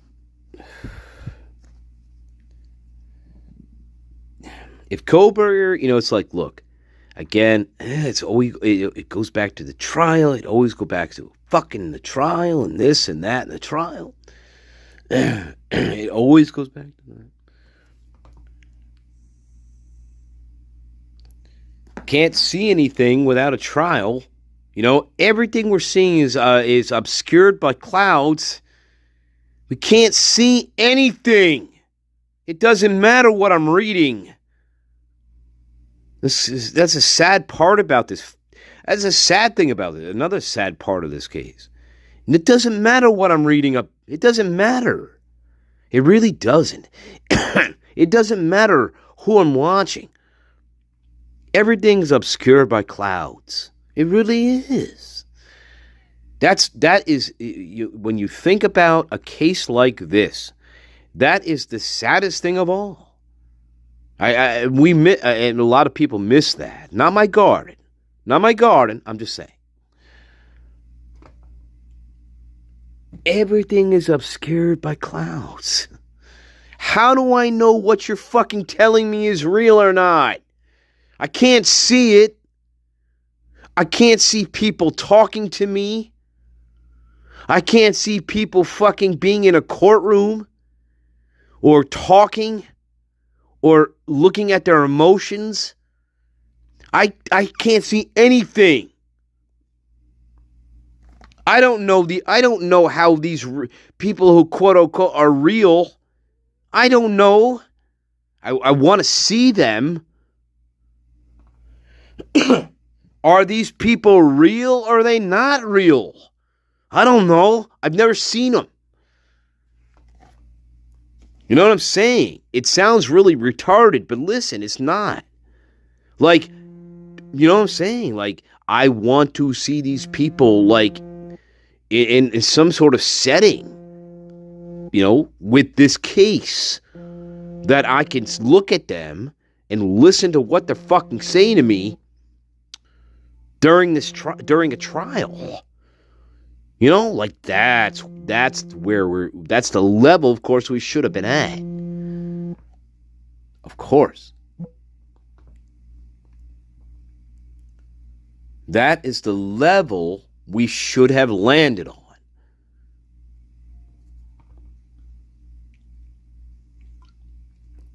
Yes, indeed. But anyway, we all know that is one of the, well, we all know this. That is probably one of the greatest. That's the great. That's not the greater crime, I should say, but it is a great crime. Anyway, never mind.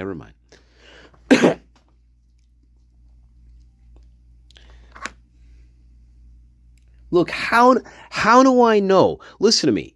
I'm just reading a bunch of fucking paper and listening to interviews. How do I know what you look like in real life?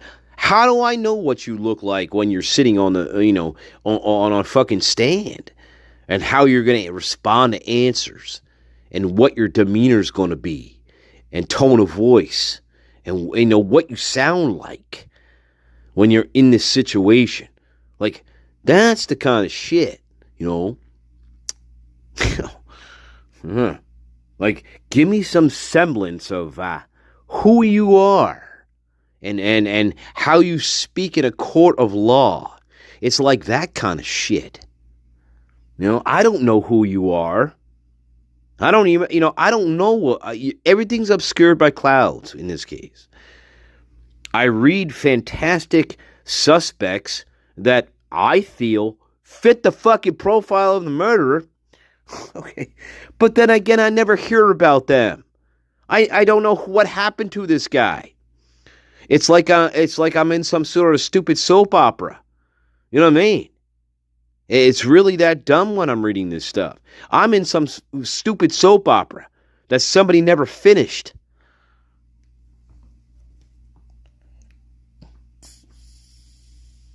Right? I listen about some psychopath who again fits the profile of a murderer, you know, at least a lone wolf character. But yet I never hear about this character ever again in the story. He just disappears from the face of the planet, and I never hear about him again. Shit like that. Well, where'd he go? What happened to him? Did he just die? Did he fall into a gutter somewhere and just never made it out? Like, what happened to this character? You know? Moscow Police Department. What happened to these people? I mean, I'm a little psychopath that likes to, I obsess over Maddie and Xana. I obsess over these two people. I'm obsessed with them. I know where they work. I know exactly where they work. And I fucking hate them. I absolutely fucking hate them. And I know where they work. And guess what? Because I followed them around enough, guess what, Moscow? I know where they live. I know where they live. Moscow. Do you understand? I am the little creep who was obsessed with these two at the Mad Greek. And then we hear about the Mad Greek. And it's like, no, that doesn't belong in this story at all. You have to pretend that the Mad Greek restaurant is not important at all. But it is. The Mad Greek is exceptionally important in this case. Absolutely. And if you think otherwise, you're a moron. The Mad Greek is absolutely a place of interest. Okay? For fucking sure. And that's what it is. They told me this. For sure. And not only that, but I got a document telling me that the psycho, he knows they work there. He's been in there. He's talked to them in there. He knows where they live. He hates their guts because they're fucking lesbians. And he hates lesbians, my friends. Okay? Hey, Moscow Police Department, are you listening to the master? I hope so. Because that's what happened here. If you want to be the lone wolf, that's what you're going to do. Okay? And guess what? This doesn't happen in 2 fucking weeks. I am doing this for months and months. I am doing this. It's not just 1 time or 2 times. I'm doing this probably every chance I could get. Yes, yes, indeed.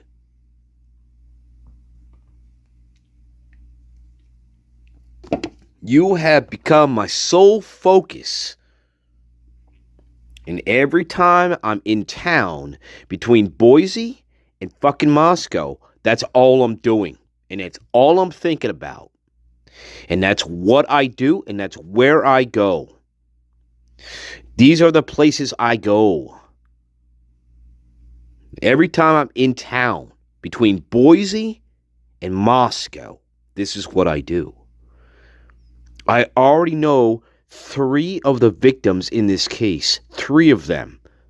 I know Xana, I know Maddie, and I know Ethan. Already. In one fell swoop. But yet, you don't do anything with me. I fly away like a bird. Bye-bye. Bye-bye. I'll see you later. You don't do a thing with me. You don't. So, yeah, when Cy talks about intent, now either you are the dumbest fucking inbreds on the face of the planet, and again I said this, Moscow should never have a police department.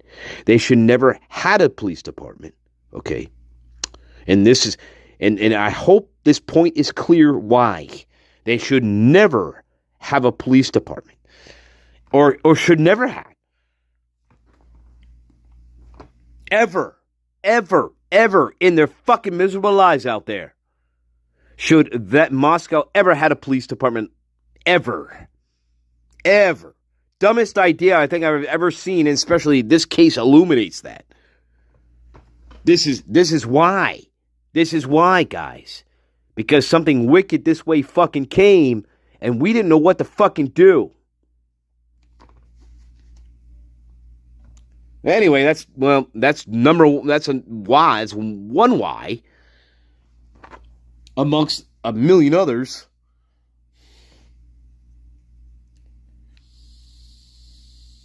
I'm putting people in roles that they've never been in before, and they want to save the day, and they want to be heroes to their own fucking story.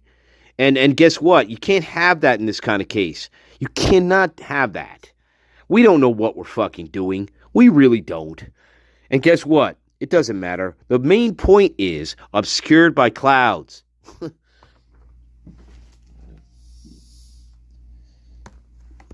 Why?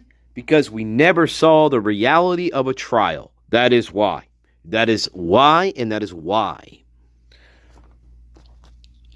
So, because we never got a reality of the trial, everything that we see and hear and whatever is obscured. And that is the great shame of this case. Well, you know, my God, you know this. And I feel that's fair and accurate Because we are the greatest. We really are. Whether you like it or not. Oh my God, Master Nation. You're pretty stupid, aren't you? Yes, you are. You're an idiot.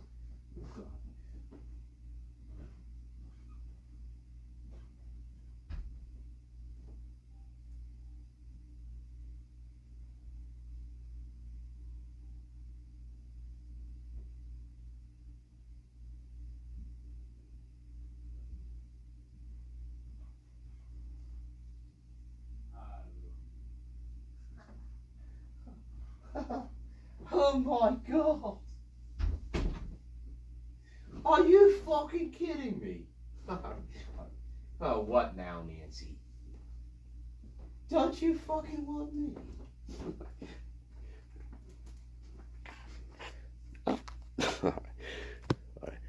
Quick break. Don't you fucking sass at me. All right, Nancy. This is Nancy Guthrie. Reporting live.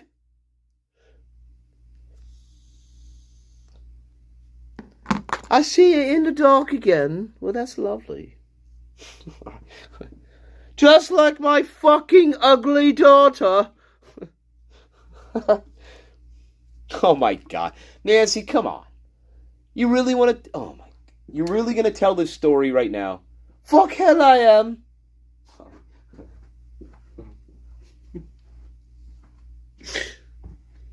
One day... Listen to me. This is Nancy Guthrie reporting live. I'm out of the shed. Anyway...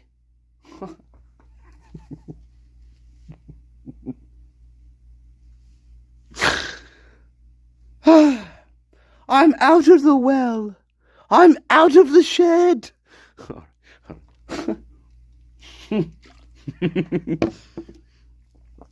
I'm also out of the mine shaft. All right? I'm out of all things. All right. I love you. Anyway. Sorry, Nancy. Go on. Go on. Yes, I always get interrupted by a stupid black man. All right. All right. Come on, Nancy. Be fair. Be fair. A stupid black man always fucking interrupts me. Why does that happen? Listen to me, Nancy. Welcome, Tig old Biddy. Where you been? See, there he goes. Fucking took my story again.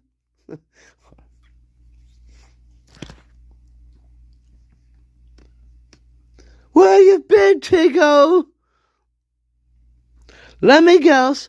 Prancing through the forest of life. I don't approve of it at all. I don't approve. No. Oh, Grandma. I don't feel that way, Grandma. I love you, but like I don't want to be around death and shit. And so, no, never. Excuse me. Excuse me. Come on, Mick. Come on, Mick.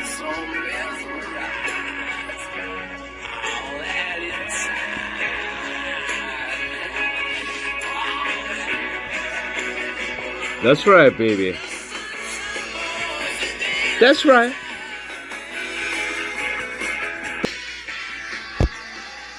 That's right. You gotta catch it or you don't. I love you too. Welcome back to the show.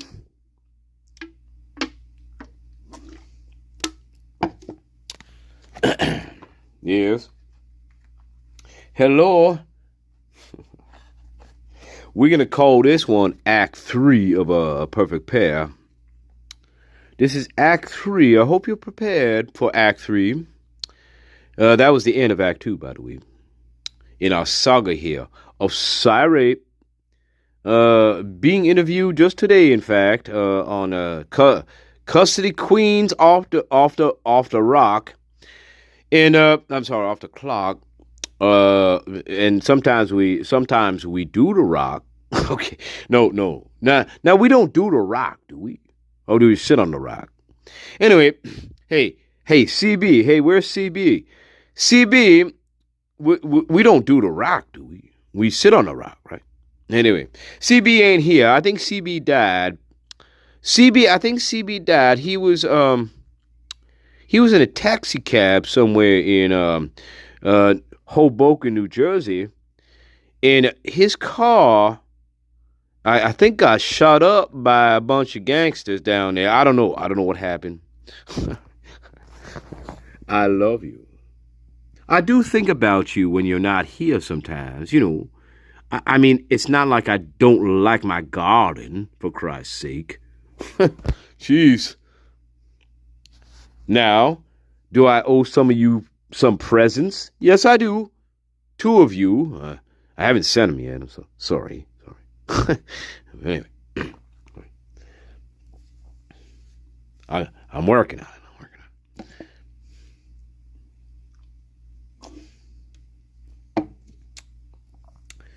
And the reason why I'm showing you, well, there's a couple of reasons why I'm showing you this music. Well, one, you know why. It connects to certain things. And number 2, it also refutes a certain thing that I'll tell you later. Because, well, it just will, and I'll tell you why. Sometimes we have to do it in a lyrical form, like rock and roll. So, right, good. Sometimes heavy metal, but not too much. Not too much heavy metal. I mean, that would be blasphemy, wouldn't it? Anyway, excuse me.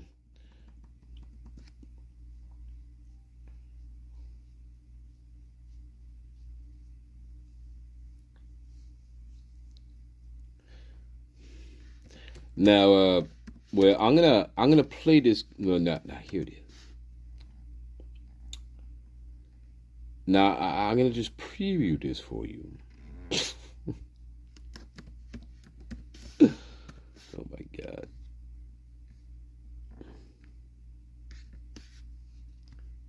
I don't think there's any lyrics I can find for this shit either.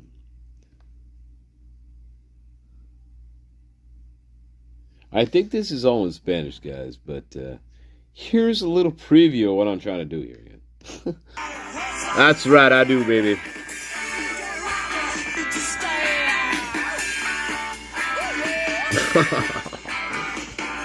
All right, that's right. All right, Mick. All right, Mick. Well, you're not up here yet, but I got a feel. No. I'm not saying nothing. Now, I'm not in the business of predicting deaths anymore. Okay, I'm not doing that. We did that last year. Remember, we predicted 4 deaths on this fucking channel. We're not playing that game. Okay. I'm not predicting any more deaths on this channel. We did 4 of them last year, by the way. Don't forget that. Yes, we did. Anyway, whatever. Let's get back to this shit. Sorry, guys. I get sidetracked.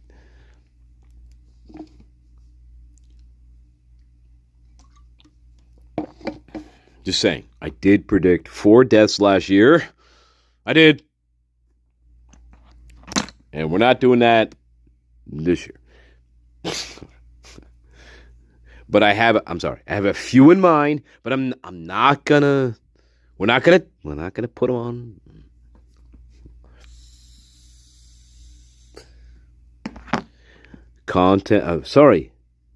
Master Nature. Remember, no content that is off-putting, especially fucking tapioca. Remember, no tapioca. It's off-putting. All right. Anyway, it's off-putting, Master Nature. All right. Tapioca.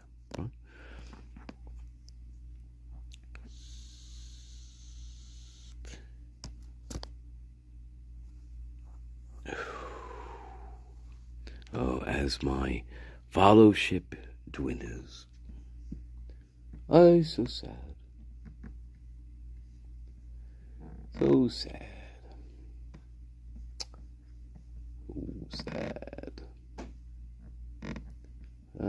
come on. All right, let's get back to it.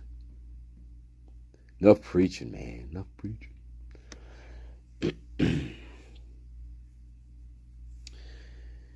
Oh dear, oh dear. That's right, banana pudding. That's right, banana pudding's good.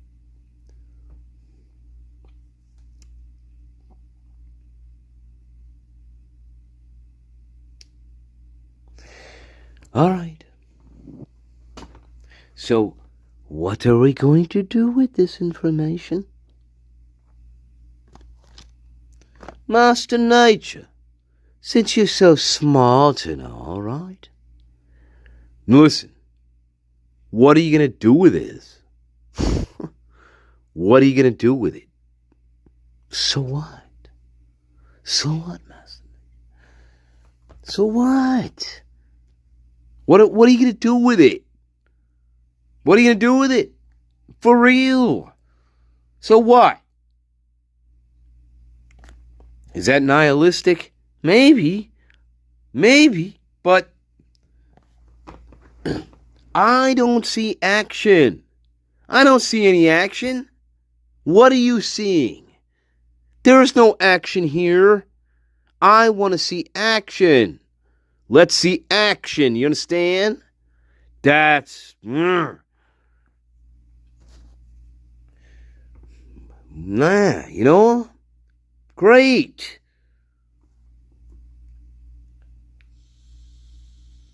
I want to see a battle of wills. I want to see a battle. Whatever. I want to see action. What does this tell me? What does this tell me? For real, what does this tell me?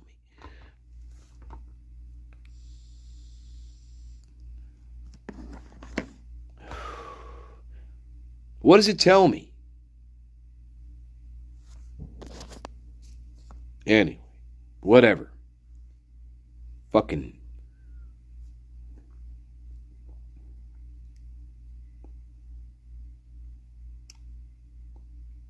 We all, that's the thing. We all have these great fucking things that we say. You know what I mean? It's irritating. Once in our lives, we all come up with some sort of brilliant thing to say to in whatever. But it's like, well, so what? I don't know. But then I think, well, that's not true. That's unfair. I'm just saying. I'm just saying when it comes to like a murder case like this, for instance, Idaho 4, okay. I'm not talking about the greatest thing ever written on the face of the planet. I'm just saying, or whatever. I'm just, God.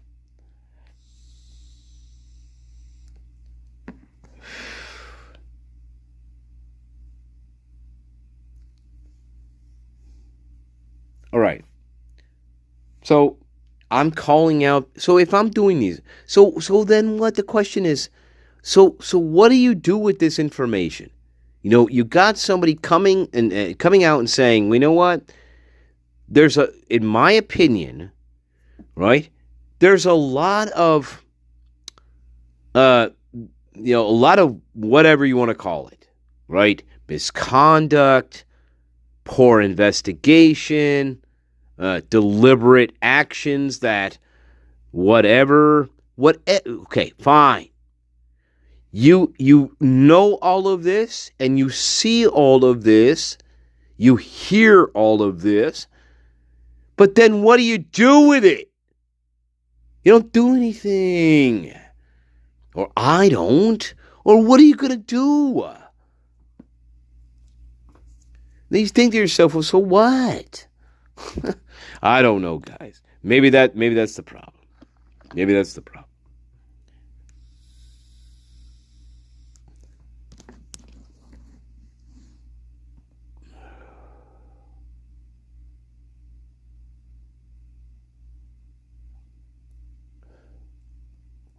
I don't know.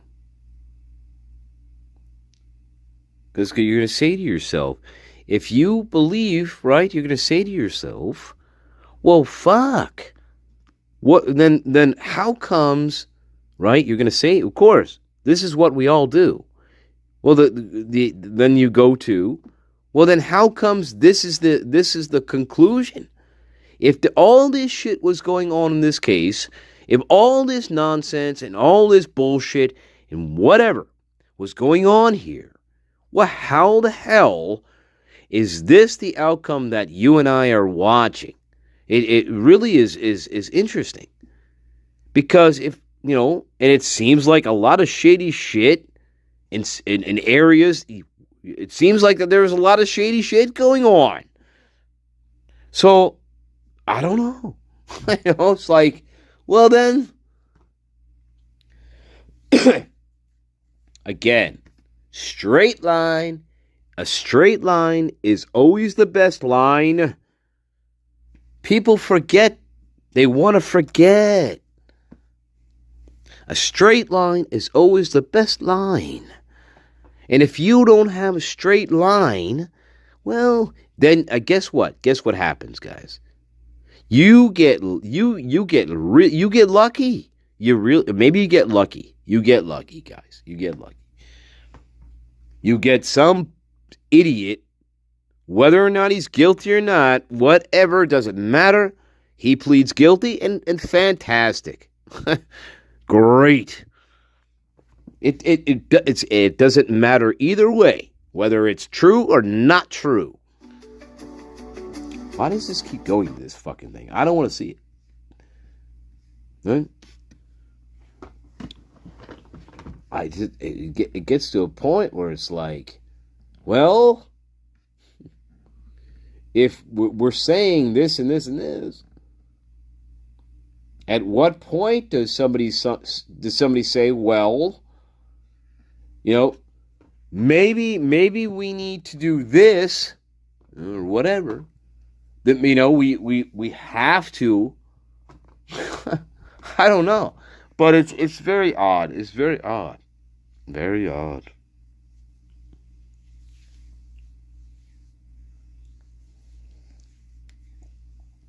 It's very odd, just odd, But anyway, Cyray, he has to be Act 3. He has to be diplomatic in his answer, right? Because if he's not, you really, he has to be very, and that's the best way of answering that kind of question. It's diplomatic. You're not leaving yourself open to, looking like a fool. Okay, right. Let's get back to that. Oh, sorry. That's where we left off, by the way. Sorry. I got sidetracked. Sorry. That's where we left off. Sorry, guys. Sorry, guys. I really did get sidetracked. I apologize. And I think, well, MD, what do you think it's about? How to advocate for myself. Oh. The changes that occurs following an acquired brain injury. That's all I'm going to say, Master Nature. On your mental health. I'm not trying to rag on you or nothing, but when we talk about brain health. You have encephalitis. Oh my God. No, that's not your name, Master Nature. Hey, Garden. This is a very serious moment in the garden. And, Master Nature, you have, encephalitis. I don't know how you got it, but, oh my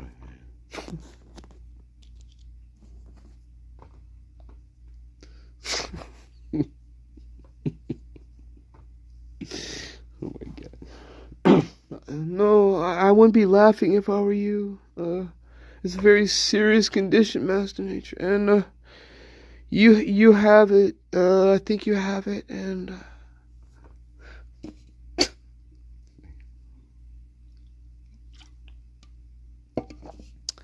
slip by.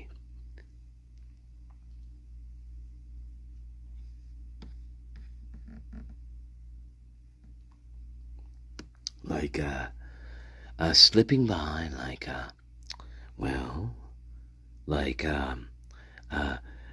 Children running through the rye.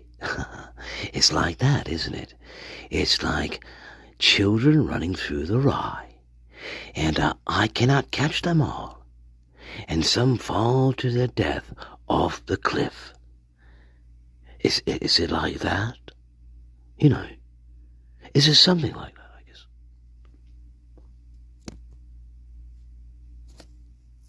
Possibly. You could be right. Could very well be right. But everybody's a phony, don't you know? They're all phonies, Dame. Everywhere I go in New York, they're all phonies. Every single one. What do you think about that? I go to a jazz bar at 12 o'clock and I'm watching some fucking black guy. I've never heard such jazz in my life. I walk out, fucking club.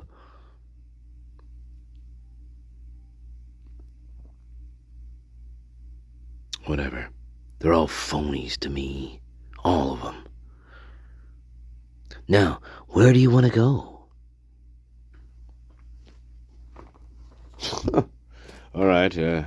We'll call that the intermission of this act. And I hope you like that one.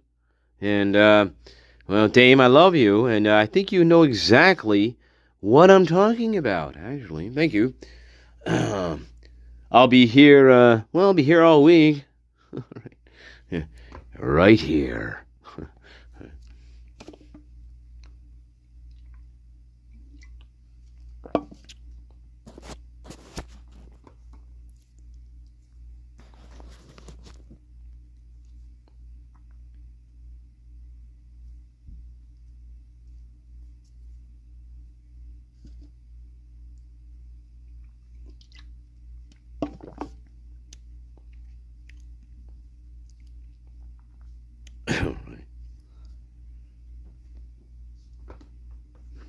You're a phony. Everybody's phony.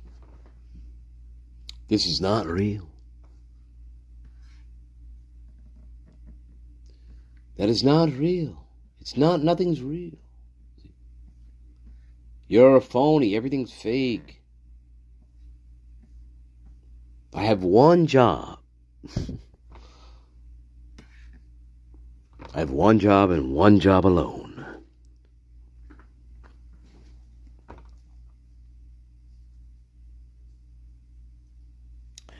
That's it.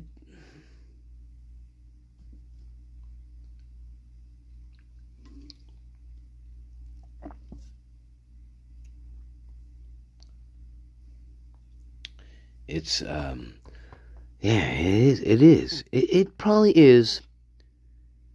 It's gotta be top 3 in American literature.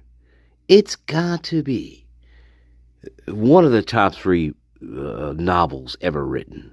Yeah, I gotta consider that. I mean, in two. Let me qualify this. In 200 years of literature, yes, I still think I'd put it the top like 3. I think I really would. Really, I think I would. For as new as it is, yeah, I tell you what, there's just something about it. Yeah, definitely. Something about it.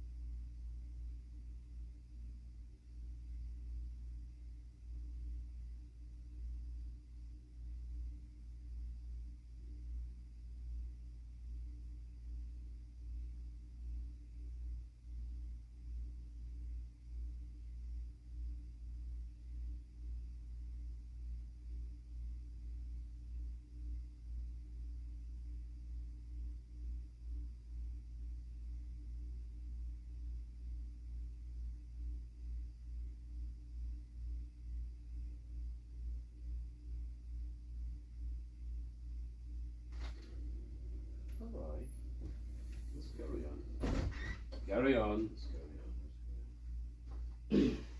Where are we? Where are we? Oh, sorry, guys. Where are we?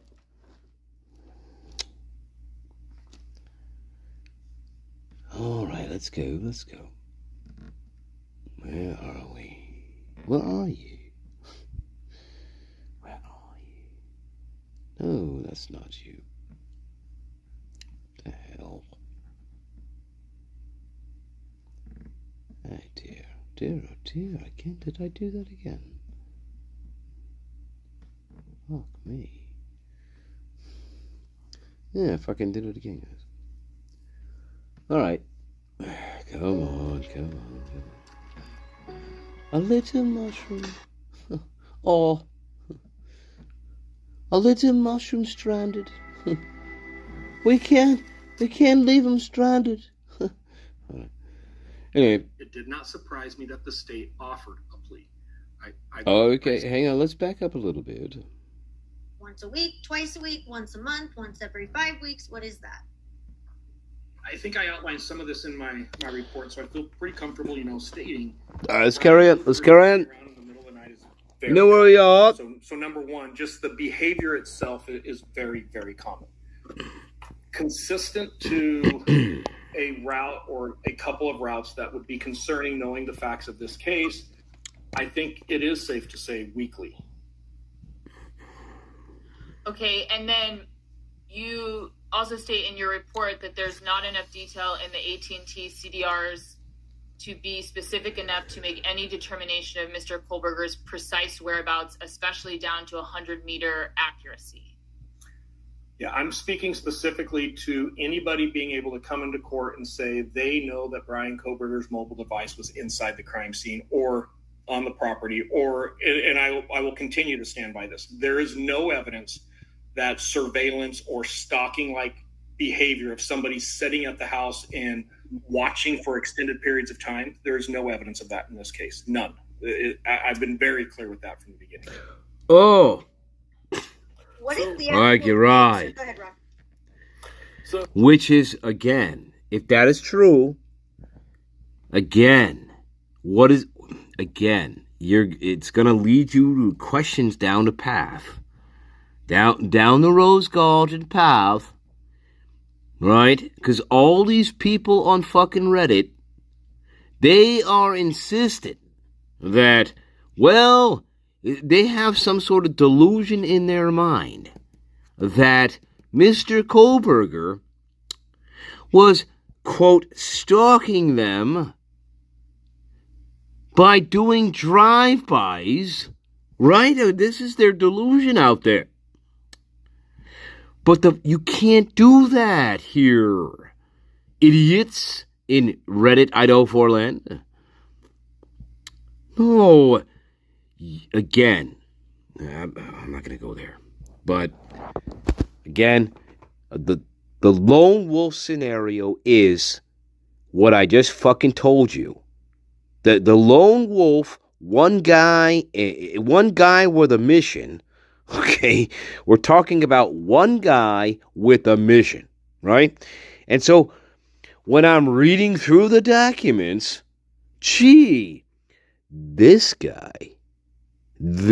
particular guy, he seems to have everything I absolutely want. He has a means, he has a motive, okay? He has the mechanisms to do it. He knows, he's familiar with some of the victims, at least according to what we know, at least 3 of the victims. He knows where they work and he knows where they live. Okay. Now I'm just saying, this is the kind of guy that I would be focused on. Absolutely. Now, excuse me. I have to call Queens, New York. Hey, Queens, New York, are you there, Queens, New York? If I called up your police department, I said, hey, Queens, New York, homicide division. This is Sergeant Zappa, by the way. Now, whenever I, I do this a lot, actually. I do this a lot because a lot of them piss me off. So I just call them sometimes and I check on them and I say this shit to them. I say, give me the fucking homicide fucking department right now. Right? I say that. Well, who the fuck is calling? And I say, it's fucking Sergeant fucking Zappa, bitch. And then they shut right up. They shut right up. And then I wait there like, yeah, I'm waiting a long fucking time here. You know, I am Sergeant fucking Zappa. And anyway, I wait some time. And oh my God. All right, Tom. Sorry. Fucking Sergeant. I'll tell you what. Thank you very much.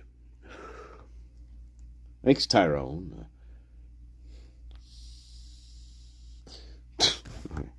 All right, good.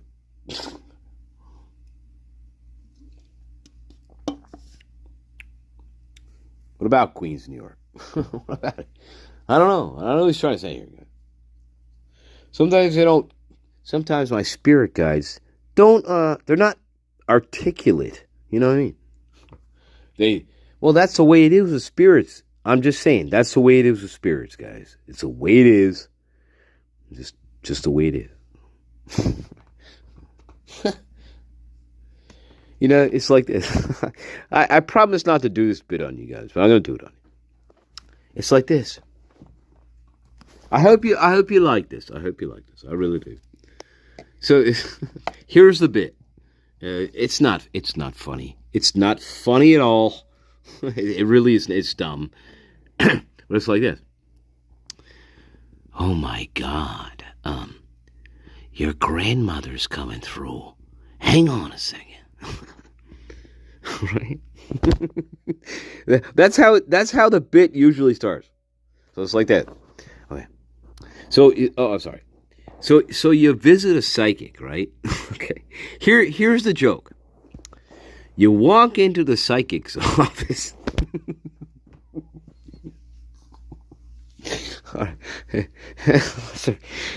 And the psychic says to you, hey, take a seat, sit down. How you doing today?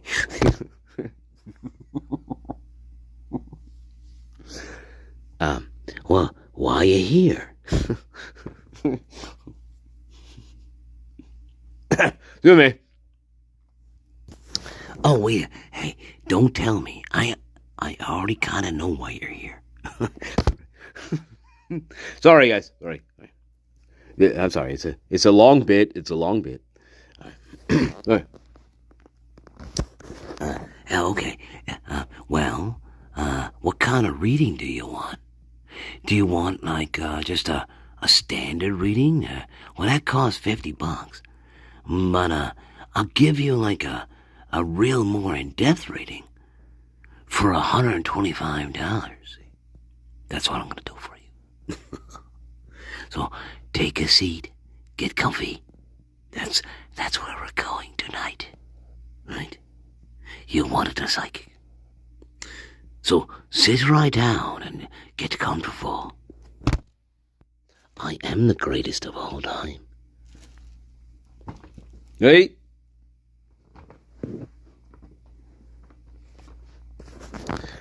So, why you here, bitch?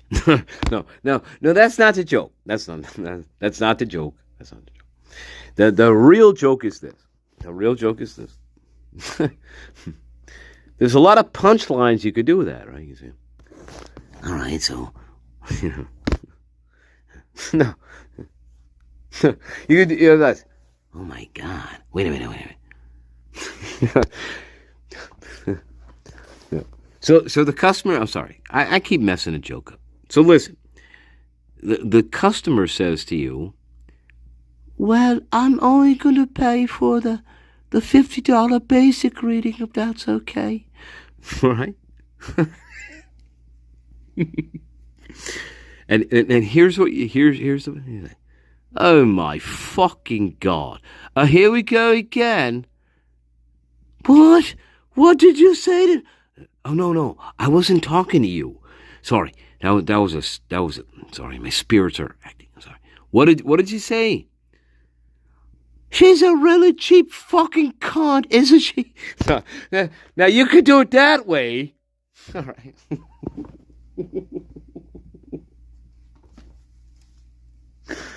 Pay the $125, you bitch. Anyway, excuse me. Anyway, I love you. I'll be here all week. I come from the Scottish Highlands. I used to live in the Scottish Highlands, way above the forest.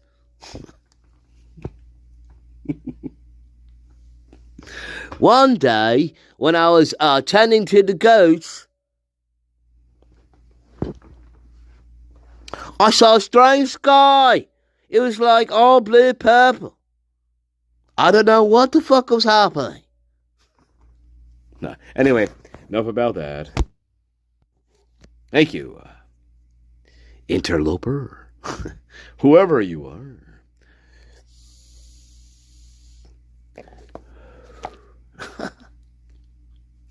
Anyway, oh sorry, I forgot what we're doing. Oh yeah, encephalitis.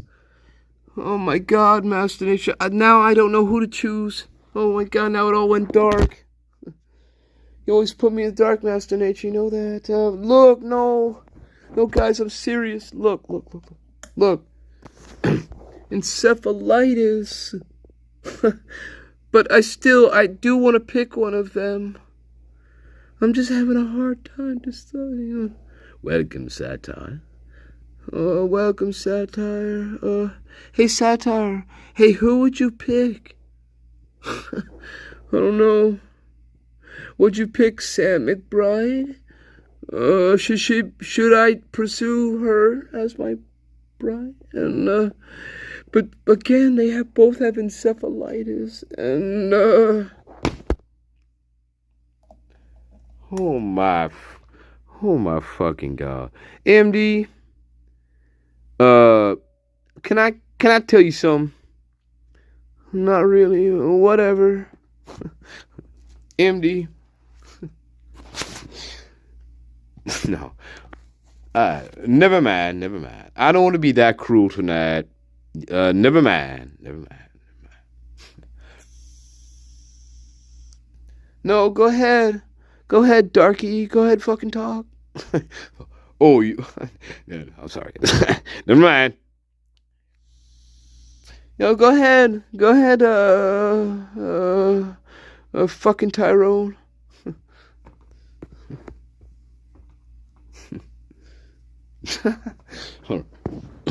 Sorry. Sometimes they're infighting. You know what I mean, guys?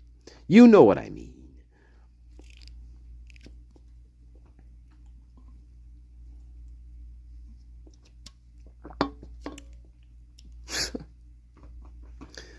All right, let's carry on. Hey, did any of you see the Odyssey? I didn't, but if you did, how was it? Did anybody see the Odyssey? I don't know. Did anybody see it? Anyway, where are we? Oh, sorry. God, it always does it. Always skips to things that I don't want it skipping to.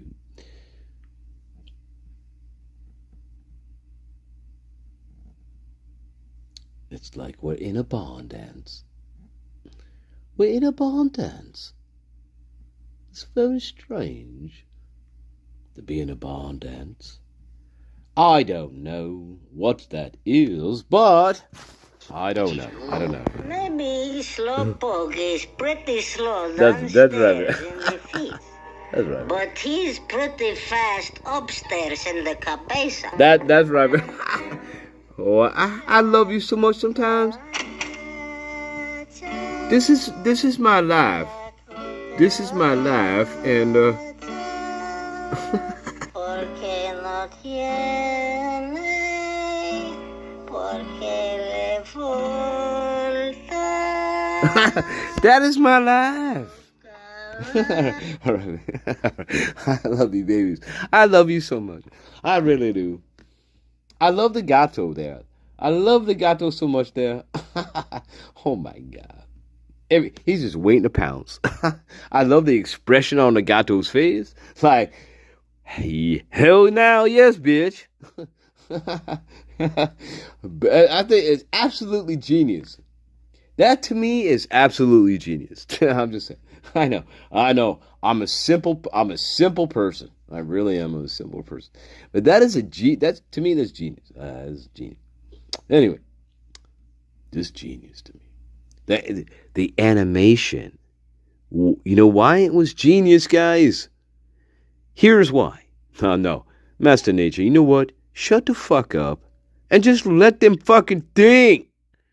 You know, you're a cocksucker. You know that. You really are. You're a cocksucker. You know that. All right. Just let them think about it. God damn. You're always talking about stupid shit.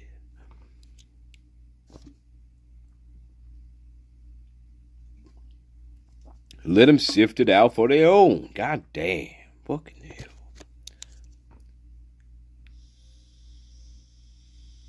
You ain't the catcher in the fucking rye. I don't know what the fuck you are, but you ain't no fucking catcher in the fucking rye. I tell you that right now.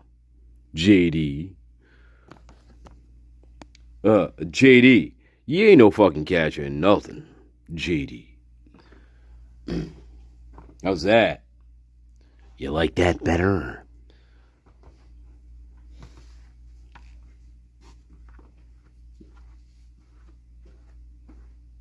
Play it both ways. You can play it any way you want.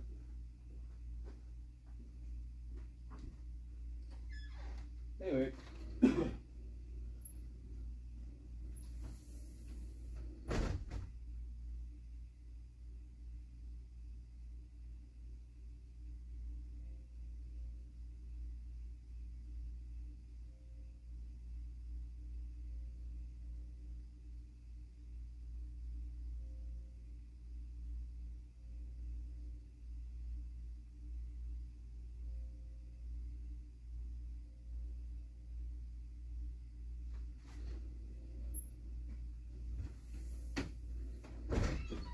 That's right.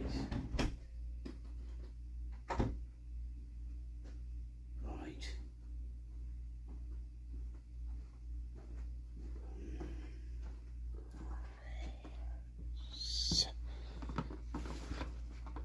Let's carry on. Carry on. So, Go ahead. You've got evidence, and I did see that in your report, that he would drive around that route, similar route. So if he's doing that weekly, is it really that unusual or that much of a coincidence that he would have done that route, happened to the night of the murders? Also considering his disabilities too. Could it just? I mean, does that speak to it potentially being more of a coincidence than necessarily some sort of planning or behavior? Yeah, and I get where you're coming from, and I will agree with you. When we isolate one piece of anything that I'm talking about, of course there's other alternative theories we can talk about. Of course we can say, isn't it possible? Well, yeah, of course it's possible. But for me, it is hard for me to look at the totality. And that's a whole different thing. When we start getting in conspiracy theories, we have to eliminate the totality of all the other evidence we're seeing in this case. No. We know what it looks like when Brian Koberger's phone travels on Highway 270 east or west. Right. So saying that it didn't happen that night is very easy to do. We know what it looks like when it travels just north of Highway 270. Right. We know a route from his house that he would start to take in doing so. Right. There's some consistency there before his phone is powered off. Well, it's really convenient that his phone is powered off during this specific time frame. It's really convenient that we know he is not in Moscow, or Pullman rather, during the time of the murder. Like, we know that because of the records on the phone itself. We know that from the point he turns the phone off to the point that he turns the phone on, it is reasonable to believe at some point he had to pass through Moscow or very near to Moscow to get from point A to point B. So, if we isolate this one thing and say, hey, isn't it possible? You guys are 100% right. And we could do that all day long. But when we stack up everything together, the totality of it changes this conversation. And that's all I'm trying to say to you guys. That's all I'm trying to say to your listeners is it's very easy for us to get in my head, Bryan Kohberger isn't guilty, and I'm going to latch onto anything I can find that confirms that bias that I have. Opposed to, hey, the fact of the matter is there is a significant amount of evidence that indicates Bryan Kohberger committed this murder.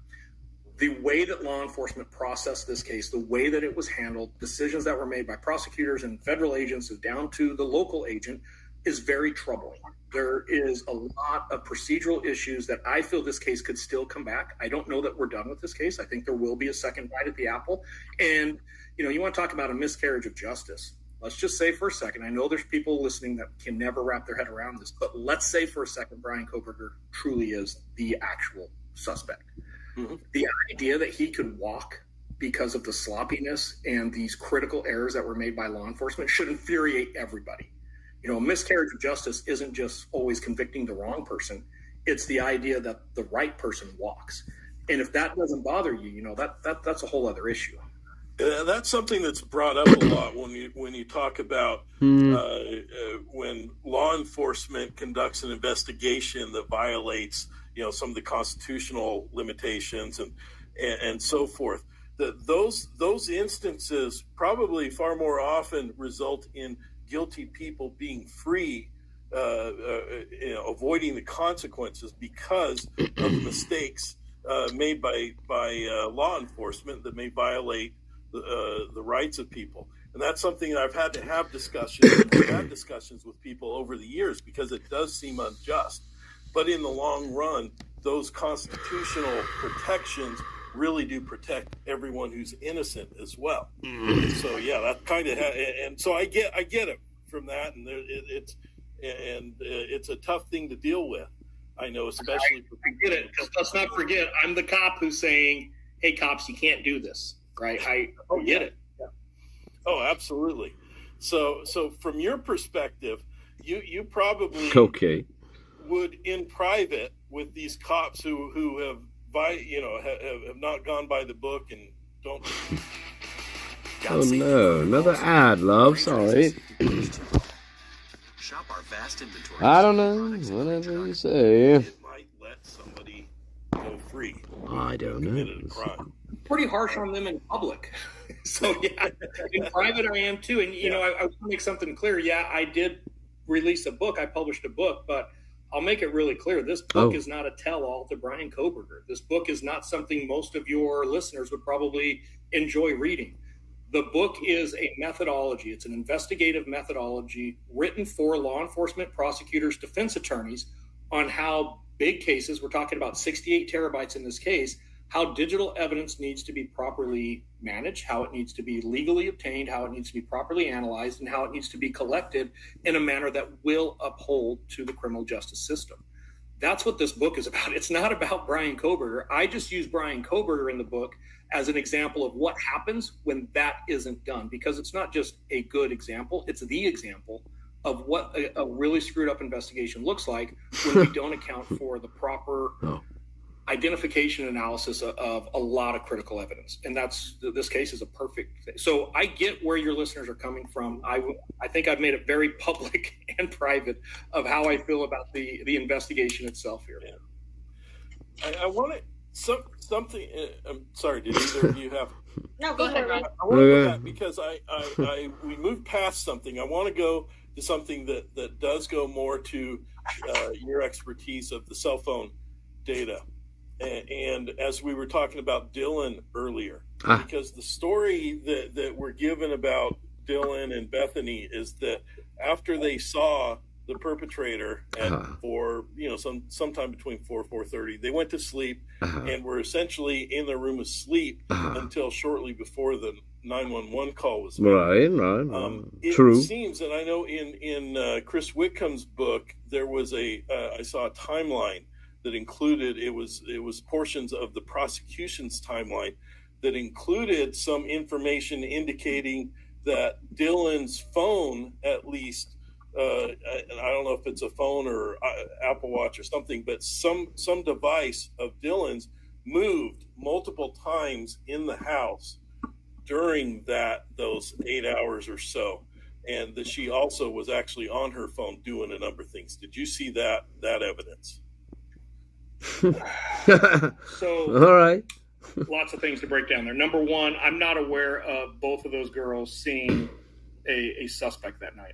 I believe only one of them physically saw somebody. Both of them also did report hearing something, right? So the reporting is consistent from both of them on hearing something that's happening, which obviously at this point we know is a murder. There is no doubt in this case that there was movement of one of these girls, and not only is there no doubt of the movement, there's no doubt of communications that occurred before that movement happened. And I've got no reason to question why it was done, where she went, and why she went there. It's very clear. And when we start talking about ways that you can corroborate people's statements, or you can actually lend a little bit more credibility, fine. Again, we're going to have to get into this conspiracy on top of everything else that is made up to frame. And why are we framing Brian Kohberger of all people? But let's just assume we're still framing this conspiracy where we're going to stick this on Brian Kohberger. Right. The text messages that are sent between the two surviving victims in that house, and the timing of those text messages, the content of those text messages, you have to put both of them clearly framed as part of this conspiracy. So now on top of all these other things you've been able to pull off to frame Brian Kohberger, you now have to get them 100% involved in the giant conspiracy, and then completely change their pattern of life when the crime happens. Some of the text message, and I'm not going to go into details because I don't know what's been released, I don't know what isn't, and I refuse to stay caught up on this case of what the date of actually happening when. My personal experience are the content of those text messages are two girls who are absolutely terrified for their life at that moment. Really? Do they make terrible decisions afterwards? 100%. Should we question those decisions? We should, because they are terrible decisions. But do I have any reason to believe that they faked it and that they intentionally sent text messages back and forth with certain content just to make it look like, that part of this conspiracy? I think that's a stretch for any logical person to make. But yes, there is. Yes, but I think it's more than text messages between, because I know there were text messages. There was actually phone activity that I saw on that where Dylan was, and I think it was Dylan, was on various websites, including things like Indeed.com and job search stuff in the hours between 4 and... I would caution anybody to judge any phone activity from the time the murders happened until the time 911 call is made, until you're physically seeing that evidence. I think you'll be surprised that what you're describing is probably not the case. And let me remind you all of something really quick. The Karen Reed case, there was kind of a mockery that happened in that case because everybody was convinced that a person involved in that case searched how long does it take to die in the snow at 2:30 something in the morning. And when the facts of the evidence actually came out in court, it was very clear that search happened at 6:30 in the morning. So I would caution people who are not trained in, just because I have a YouTube channel, and I'm not, I promise you guys, I'm not talking about the three of you right now, but just because I have a true crime podcast, that doesn't make me an expert in forensic digital evidence. So when I start hearing things like that and we start seeing things being circulated around, I would caution everybody from making any statements about what those two girls were doing on their phones until they see the physical evidence, and more importantly, they understand what that evidence means. Because we saw it on a national stage with Karen Reed, some very smart people made a critical mistake that made that search history 4 hours different than it was reported. What physical evidence have you seen all right, that would help us wrap our head around what you're saying right now? Because the evidence that we're seeing is different. The physical evidence that I feel very comfortable with is the text message content, who they're calling at a critical time, who's answering and who's not answering, and then Are you referring up to the murders or following the murders or right around the time? Right around the time of the murders. I'm going to say right after the murders because it's very consistent. If you read the text messages, it's very clear. And, and I will push back. I heard it on a previous guest that you guys had. that, well, we don't really know when these crimes happened. And that is absolute nonsense. That is a statement from somebody or somebody who's trying to either weave a story or just doesn't understand the evidence. This is a case where at 4 a.m., there's actually a lot of activity going on in that house. And we can look at history, and this is where pattern of life is so important. And I hope people are understanding when I start talking about pattern of life, why it's so important. We can see what normal behavioral patterns look like for everybody involved in this case. And then we can see some things happening that you can't ignore. You can't ignore the white car driving by the house 3 times and then speeding away. We can't ignore hearing a dog bark. We can't ignore hearing certain things or seeing certain text messages. Like, there's clear something happens right around a few minute time period, and we see a dramatic change in pattern of life on all of the devices, all 4 of them. So, for us to sit here and say, well, we really don't know when the crime is. It could have been the next morning. It could have been as early as 1:30. That's absolute nonsense. That's somebody who's crafting a story that just doesn't match the evidence. Can you describe what some of those pattern of life changes were? Somebody looking or accessing things they normally access right up to a very specific time frame, and then that phone never being used again. Matching text message content of somebody saying, oh my God, what's happening here, to that effect. There's clearly a change where a lot of activity stops on 4 phones and there's an absolute panic on the other 2 phones. That's probably the best way that I can frame it. And are you talking about text messages? Is that what you're referring to? I'm talking about phone use entirely, whether you're browsing, you're doom scrolling or death scrolling through something, whether you're receiving food, whether you're eating food. There is a lot of evidence in this case of when this crime occurred. Sorry, hold on, Sam. I just have one more. Do you think it was normal for Dylan and Bethany to wait 8 hours to contact the police based on anything that they had on their phones, their behavior? Is there anything that would help justify why 8 hours was waited before they called law enforcement? I think it was a terrible decision. Yeah, no. That's one of the things that the 3 of us got into this case. A friend of mine had a channel. I watched it. I listened to it. No. And I don't think any of us could get logically past how anybody in college, drunk, not drunk, wearing blurry goggles, watching a show. I don't know realistically how somebody waits 8 hours to call 911. And obviously I cannot explain to you why that may or may not occur and why they did or did not do the things that they may have done during that time period. I have no explanation for you. For me to say that that's evidence of them committing this crime, those 2 totally different things. Agreed. Do you think there's any flexibility with the time frame of when the crime was actually committed? Because isn't there some evidence out there that Ethan picked up a Snapchat call at 4:24 a.m. after he was apparently deceased? Again, I would encourage everybody on the timeline when it comes to device activity to make sure that they have the full data sets and they understand how these individual systems report and capture time. I do not believe any of the 4 devices were actively used after the proposed time frame of these murders. I think there's overwhelming evidence that supports, for lack of a better term, let's just say roughly a 15-minute. And I'm not saying it's 15 minutes. I'm saying roughly a 15-minute period. I think there is overwhelming evidence that that's when this crime was committed. And anybody who's telling you, oh, no, it could have been here, it could have been there, they have to eliminate so much other things that are happening at that time frame. It just doesn't make sense. And does having the crime end at that particular time, is part of that because it lines up with the car that's leaving? And so if that car that was leaving wasn't the person that actually committed the crime, that maybe there's some flexibility with when that crime occurred? Well, again, the totality. We see that car pass the house multiple times. We see it try to park in front of the house. We then see that car pass the house in a manner that it's going down a dead-end road. And the only way for that car to come back out of that neighborhood is past the camera again.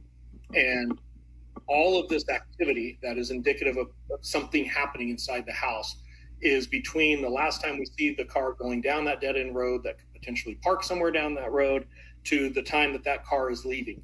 And we also see a dramatic difference in what that car is doing. The first 3 times, it's slow travel. Somebody's trying to park. They do a very poor job of parallel parking. They do a 3-point turn in an intersection. There's no exigency. There's no reason to hurry. After this time period, we see what appears to be that same white car flee the neighborhood at a high rate of speed. We can actually hear the wheels squealing as it goes around corners. Again, we can sit here and create conspiracy theories, but the bigger conspiracy theory is, what if law enforcement never looked at a white car, right? That's the bigger conspiracy theory. They looked at a white car. What did they find? Well, evidence before they knew Brian Koberger, or the fact that Brian Koberger owned a Hyundai Elantra. They came up with, this is a Hyundai Elantra, and that's another piece that I think people will have a hard time explaining. And I don't even want to get in the conversation of fog lights right now. Law enforcement knew that the vehicle that drove by the house that night around this critical time period that fled at a high rate of speed right after we believe somebody inside saw a suspect who potentially committed these crimes matches Brian Koberger's vehicle perfectly, to the point that they actually put in reports and a bolo, hey, we're looking for a white Honda Elantra. That's a really hard thing to get over. My question is that where you're getting that's the time the crime ended, is because you're lining it up with that piece of evidence solely being that car? I'm lining up that we are fortunate in today's world to have a lot of video cameras around. And when we take the video camera evidence and we look at what we see over the course of that night, and then we take text message activity, and we take food delivery, and we take when people are coming home, and we take statements about when people heard different things inside of the house, and then we take audio clips that were captured from outside of the like house, who? and we look at, let's just say, a 12-hour period of when this crime could occur. This is really important. All of those things come together at a 15-minute window, all of them. And it's really hard for me to look at that evidence as an investigator and logically say, this isn't the time, right? And we also have a independent third party with nothing to gain, nothing to lose. Who actually makes just real quick, guys, just real quick. Yeah, but you still don't tell me about Xana or Ethan's time. You still don't tell me about their time. You don't. Again, you're lumping them all together. But there's no evidence, as people want to say, that there is no evidence that says Xana and Ethan got home roughly at the same time as Kaylee and Maddie. No evidence. In fact, there's no evidence, as far as we know, that again says this is when they got home. We don't know. So anyway, I just want to point that out. Once again, we're lumping everybody together here into one fucking time frame, and that makes it a lot easier. I grant you that, but that's not what happened. Why? Again, nobody puts them in the house until they are supposedly butchered after 4:20. That's it. And that's it, and that's all, baby. There's nothing else in between these two events. Nothing. Oh, the DoorDash order. Yeah, the DoorDash order, again, supposedly, was placed an hour and 45 minutes prior. Okay. I don't know if that's a conspiracy theory. I don't think so. I think I read that in the official documents. So anyway, I just want to point that out. Cy Ray is not, at least in this juncture, he's not distinguishing between when they got home. When all of them got home, there's no distinguishing the times. And To me, that's, well, of course, that's a problem. That is one of the biggest problems here.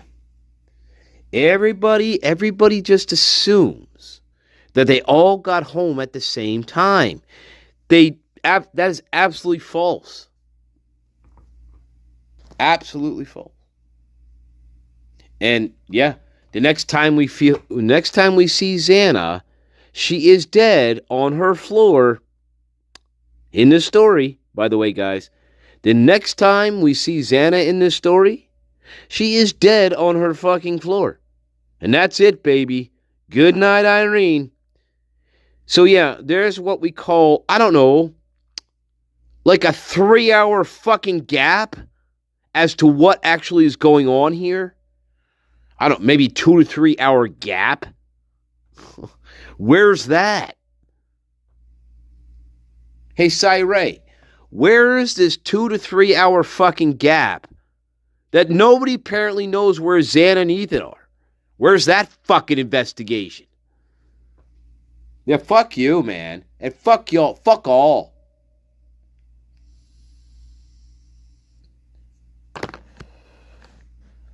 Nobody knows, again, and I'm going to say this again.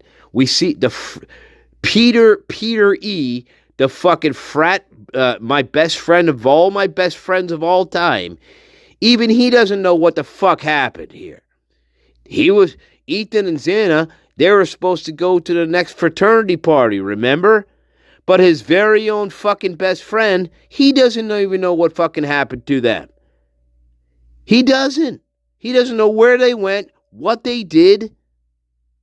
He has no idea what happened to them, according to him. Right? They never made it to the next party. They never went to the party, right? According to this friendo.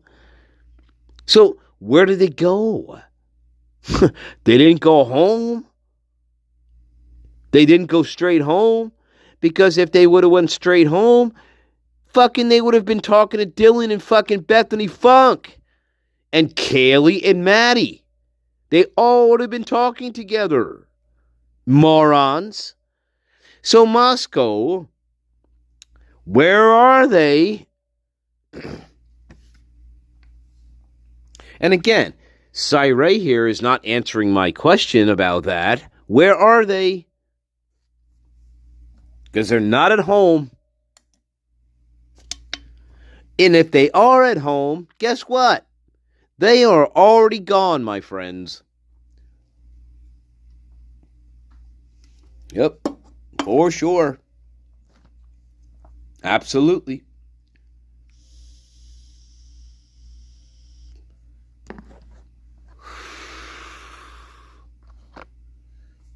You cannot explain, and nobody in this fucking case have done this yet to me, because I am the greatest, by the way. There is not one person yet that can explain to me what Xana and Ethan were doing between the time, I'm going to be very generous with this, between the time of 1:30 a.m. in the morning until they were both discovered murdered in their beds by noons on 11:55 a.m. or thereabouts, right? Good luck. And go. And go, baby. And go, baby. Go. You cannot do it. You can't. What were they doing between the hours of 1:30 a.m. and by the time they were discovered? What were they doing? I don't know. I have no idea. And apparently nobody else does either. Nobody. Nope. Yeah, just a little weird oddity in this case. Oddity. Go ahead, try. Try.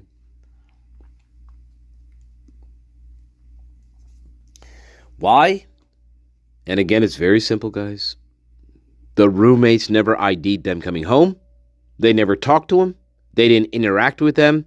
And they were up from 1 o'clock in the morning all the way through to at least until 3:51 a.m. in the morning. They were awake. And nobody interacted. Now dig this. Nobody interacted with Xana or Ethan during this entire time frame. Nobody interacted with them, guys. Kaylee didn't interact. Maddie didn't interact with them. Mortensen didn't interact. And neither did the Hobbit. But not even the Hobbit. Right? So the question again becomes, where are they? Hey, Moscow Police Department, please answer me this question. Where are they during this 2-hour time frame? Maybe even almost 3-hour time frame. Where the fuck are they, my friends? Because again, nobody puts them at home. Nobody IDs them being at a house. Not even your most beloved fucking prime suspect, and not even your most beloved the Hobbit. Not even your two most beloved people. Fuck you. We can't ask the other two people, remember? We can't ask the other two. So your beloved witnesses, Mortensen and the Hobbit, they can't put Xana and Ethan in the house until Dylan Mortensen fucks up and says, oh yeah, by the way, I saw her in her room and she was laying on the fucking floor. Remember that? See?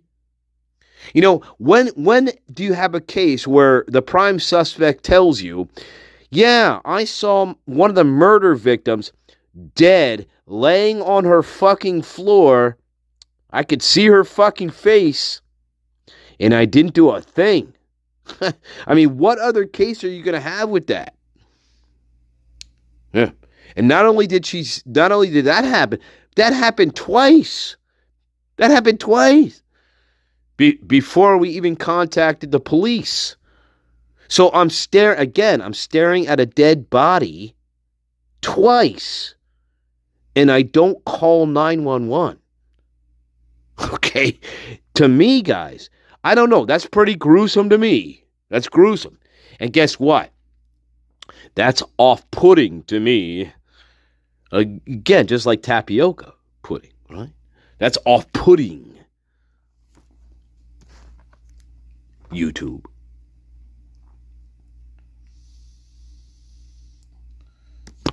Like, give me like double Dutch Belgian fucking chocolate pudding. Now that I could probably eat that shit. All right. Oh God, where are we? Where are we at? 3 hours. Oh God. Well, I'll tell you what. We'll pick this up later. How about that? We'll pick it up later. 3 hours in. There's a lot more, I'm sure. But anyway, let's not overdo it. You can watch the rest of it. I'm not. I'm going to wait and watch the rest with you guys. But whatever. But anyway, there you go. Check that out. But that's what we call a critique analysis. I'm not just showing her video, showing their video, and not doing anything with it. You know what I'm saying? Anyway, you all know that. You all know that. God, it always reverts back to this. Only the fastest mouse can make it. Oh God, this. Oh, dumb. No, I haven't thought of anything. All right. No. I'm going to show you this, and then we're going to end. Switching gears from this Sirate, I want to go back to Caleb for just a second. Caleb Jacobs. I just want to go back to him for a minute. Just wanna go over this part again.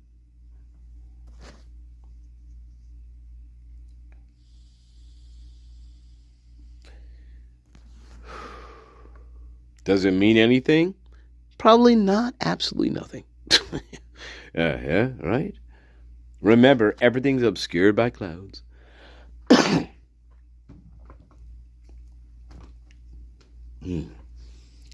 Definitely. Obscured by clouds.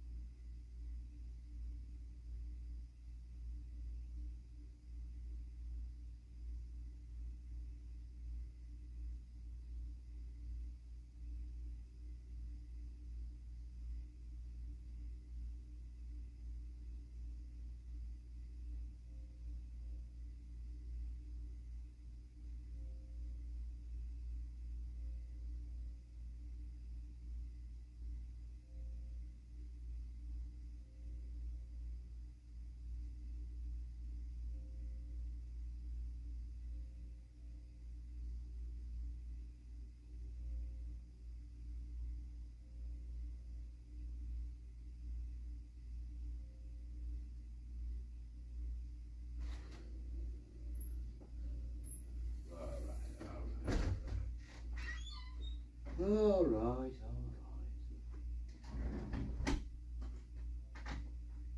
I think we're going to have a second go round at this. Well, you know what? Let's see it.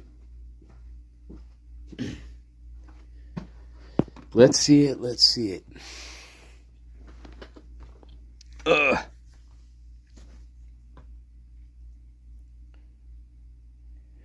Oh, God. Maybe, I don't know, guys. I don't know.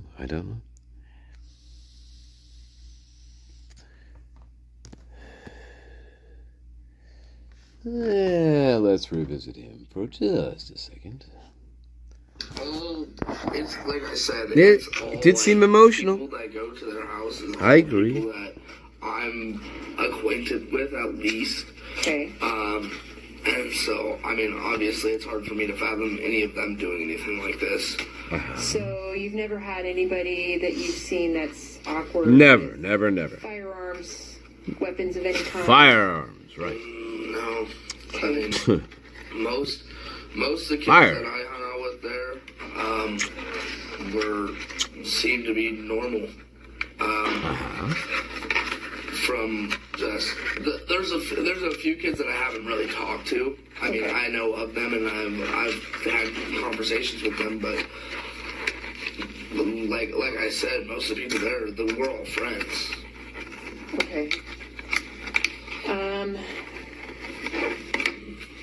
Nobody's ever stuck out like a random person that's come and cost or like never come out of anyone. No, there's been like every time I've been there's been zero random people that just come out of the blue there. Yeah. So I mean, it's really weird to think about because I mean, from what I'm understanding, they went through the slider door. Only people that have been there often would know that that's always unlocked. Okay. Right. Because that they left it unlocked for their friends right. to come in when they can't make it home or they just need somewhere to stay or they need people to talk to. I mean, that was always just an option to go to if you just needed someone to talk to or you needed to escape from like what was going on with school or something for a minute. Like that was just the place that everyone went to. I mean, and no one that's random just went there. It was a little further than everywhere else that people went to. I'll tell you what, guys.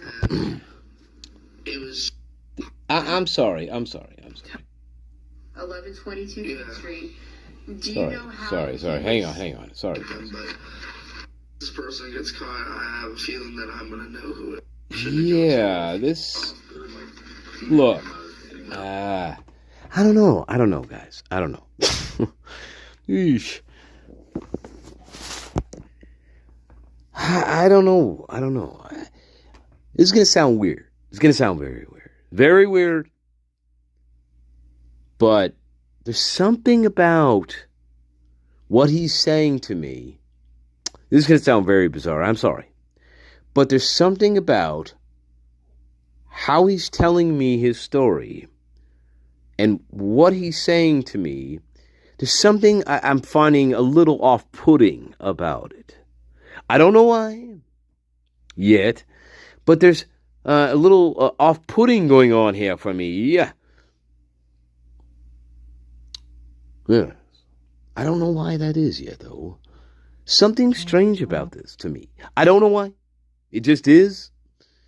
The way he's talking to me, what I'm listening to him, what he's saying to me, something about it is just, I don't know. Yes, he's upset. Yeah, sure. Okay. He may be really upset. And I have to, yeah, you're right. He may be totally upset. And I get that. Emotional, can't believe this, whatever. I get that. I totally understand that. Keep in mind, okay? I want to keep a few things in mind, though, all right? Number one, this interview was done on December 7th. So we're talking how long after the murders? Well, like 3 weeks, right? 3 weeks or so. So keep that in mind. It's not just like we just interviewed him. Like it just happened like 7 hours ago. So just something to think about.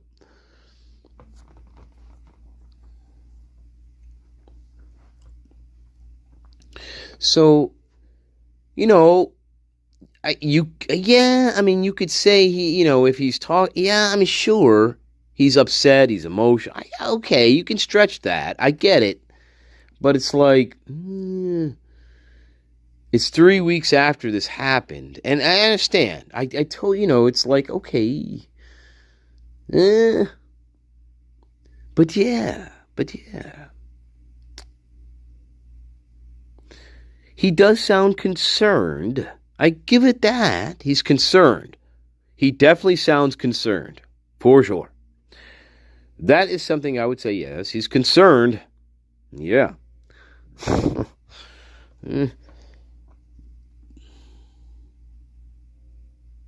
I don't know. I don't know with him. I don't know.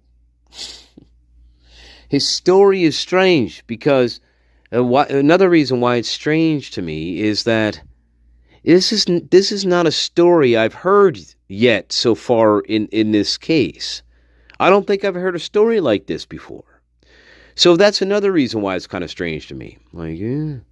I never heard of the house being described as like some sort of sanctuary where people could just come and go as they want if they were in trouble with other people or whatever, or they just need to like take a break from life.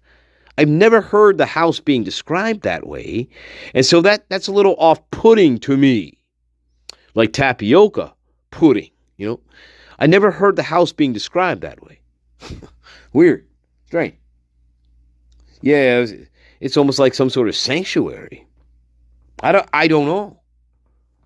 But anyway, I again, throughout all these fucking interviews, I don't think I've heard the house described in this fashion before. Like where people could just come in if they were in trouble or they needed to take a break from life and reality, I guess.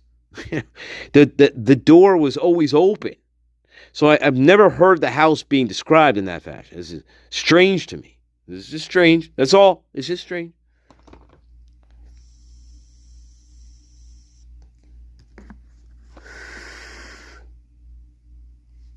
It is. It's strange to me. That's all.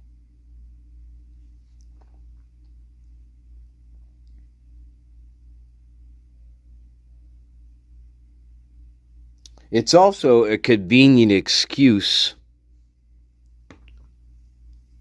I could, thinking about it that way, you have to think about it. That's also a convenient excuse. I could be thinking about it that way. Well, you know what? That's really a convenient excuse, isn't it? Yeah.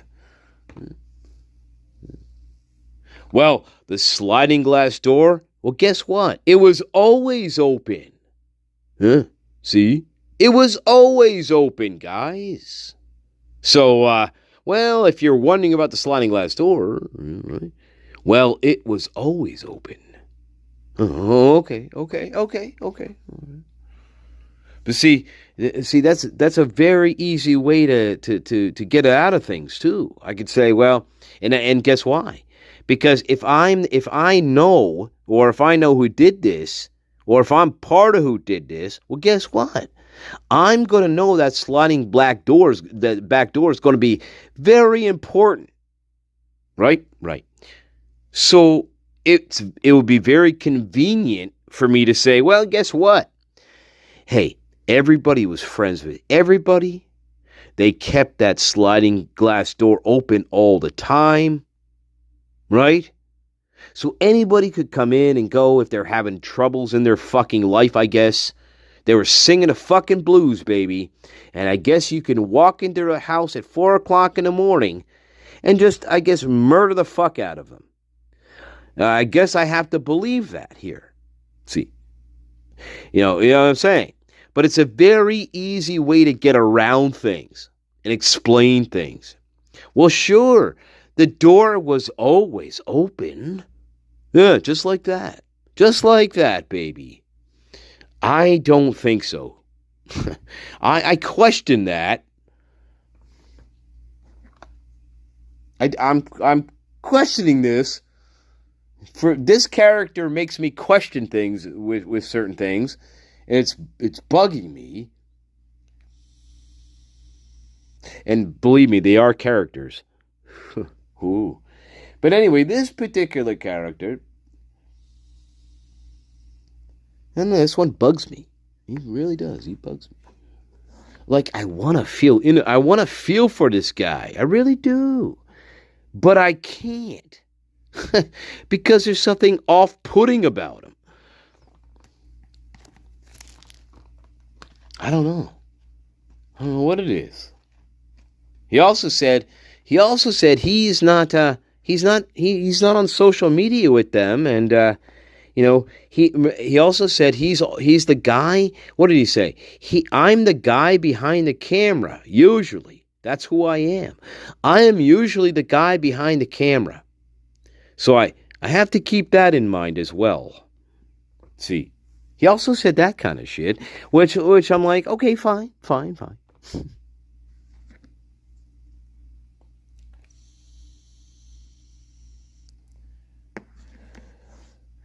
It's just odd.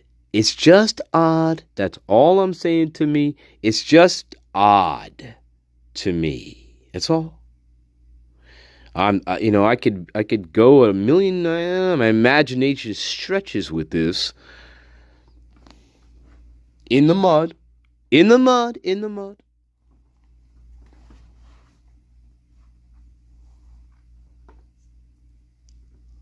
Ugh. I don't know. I mean, what if I was jealous? I mean, who knows? What if I was jealous and I'm always the guy behind the camera? And I'm jealous. What if I get jealous? What if I want to be the person in front of the camera and I can't do it? I don't know.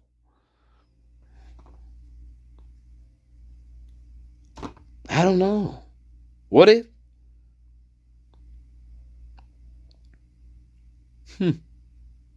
I know that sliding glass door is important. I know that. And so, a good way to try to explain all that away is to say, well, guess what? It was always open. The thing was always open. And the reason why, and this explanation is you're going to have to believe that explanation. I don't know. Now, if you ask, now what I would do in that situation is this. I would ask Dylan Mortensen if that's the case. See, then you'd have to go back to Dylan Mortensen and you'd have to go back to Bethany Funk to cross-reference things here. But did they ever do that? Probably not. Now remember, this is December 7th. But if this was a real investigation, what you should do is you should go back to Dylan and Bethany and ask them, is that true? Did you guys really leave the sliding glass door open every night because your house was a sanctuary to long lost wandering souls around the neighborhood, I guess? We wandered lonely as a cloud, right? We wandered lonely as a cloud through the neighborhood at 4 o'clock in the morning because I know the door is going to be open, and so I'm just going to go through the door. See? Yeah. So anyway, what you're going to do here is you got to talk to Dylan Mortensen and you got to talk to Bethany Funk, and you have to ask them, is that what you guys did? And if they say no, we didn't do that at all, or that sounds really retarded and gross, whatever, well, you know you have a problem on your hands then. Maybe this Mr. Elephant here, maybe he's not exactly telling me the truth. Because Dylan Mortensen contradicts the elephant, and so does the Hobbit. But I don't know. Did Moscow police, now here's another great question in this case, did Moscow police ever cross-reference this story to Dylan and Bethany? I don't think so. But again, if you wanted to do a real investigation, that's what you'd want to do. Because if they come back and say, no, we didn't do that. No, our house wasn't a sanctuary for fucking, like, rats. No. Where did you get that from? Well, there's a problem.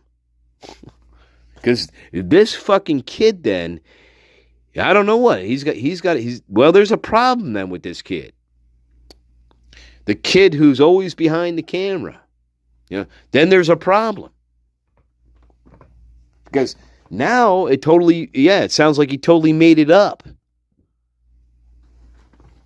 Yeah, that kind of stupid shit. Anyway, quick break and then we're going to end it, my loves. I hope you like that. Critique. We'll call it a critique. I was going to call it an analysis. No critique.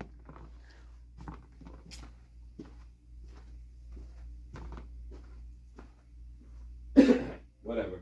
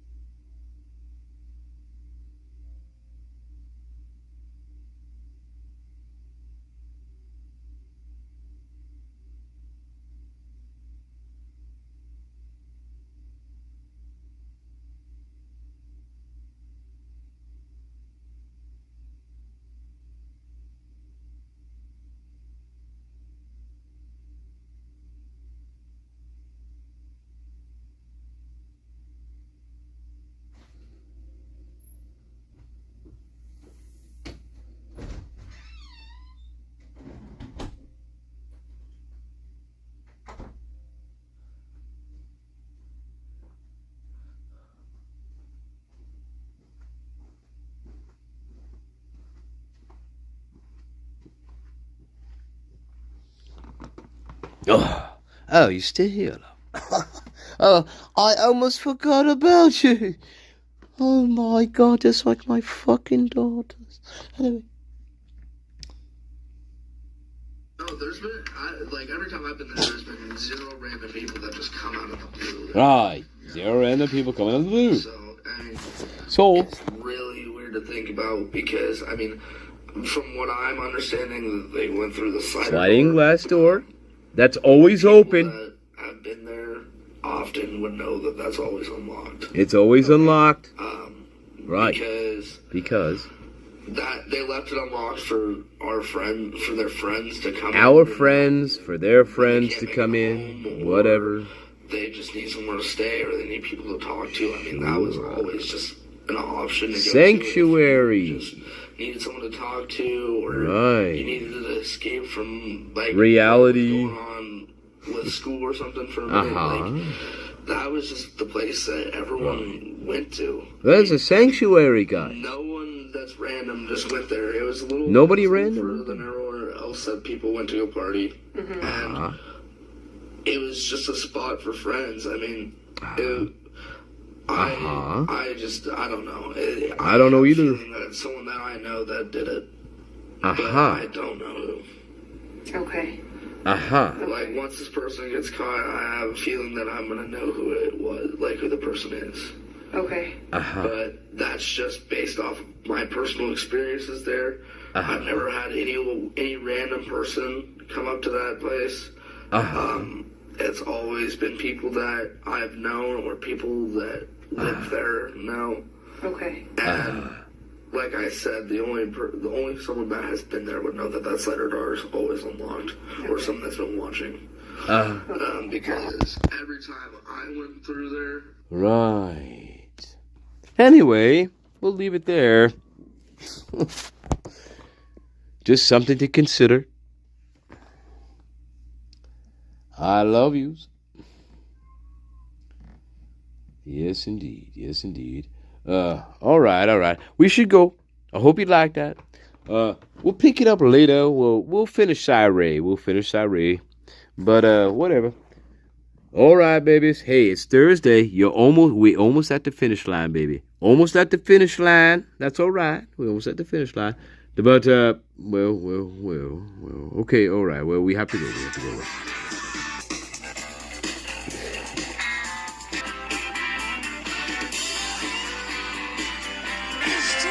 That's right, baby.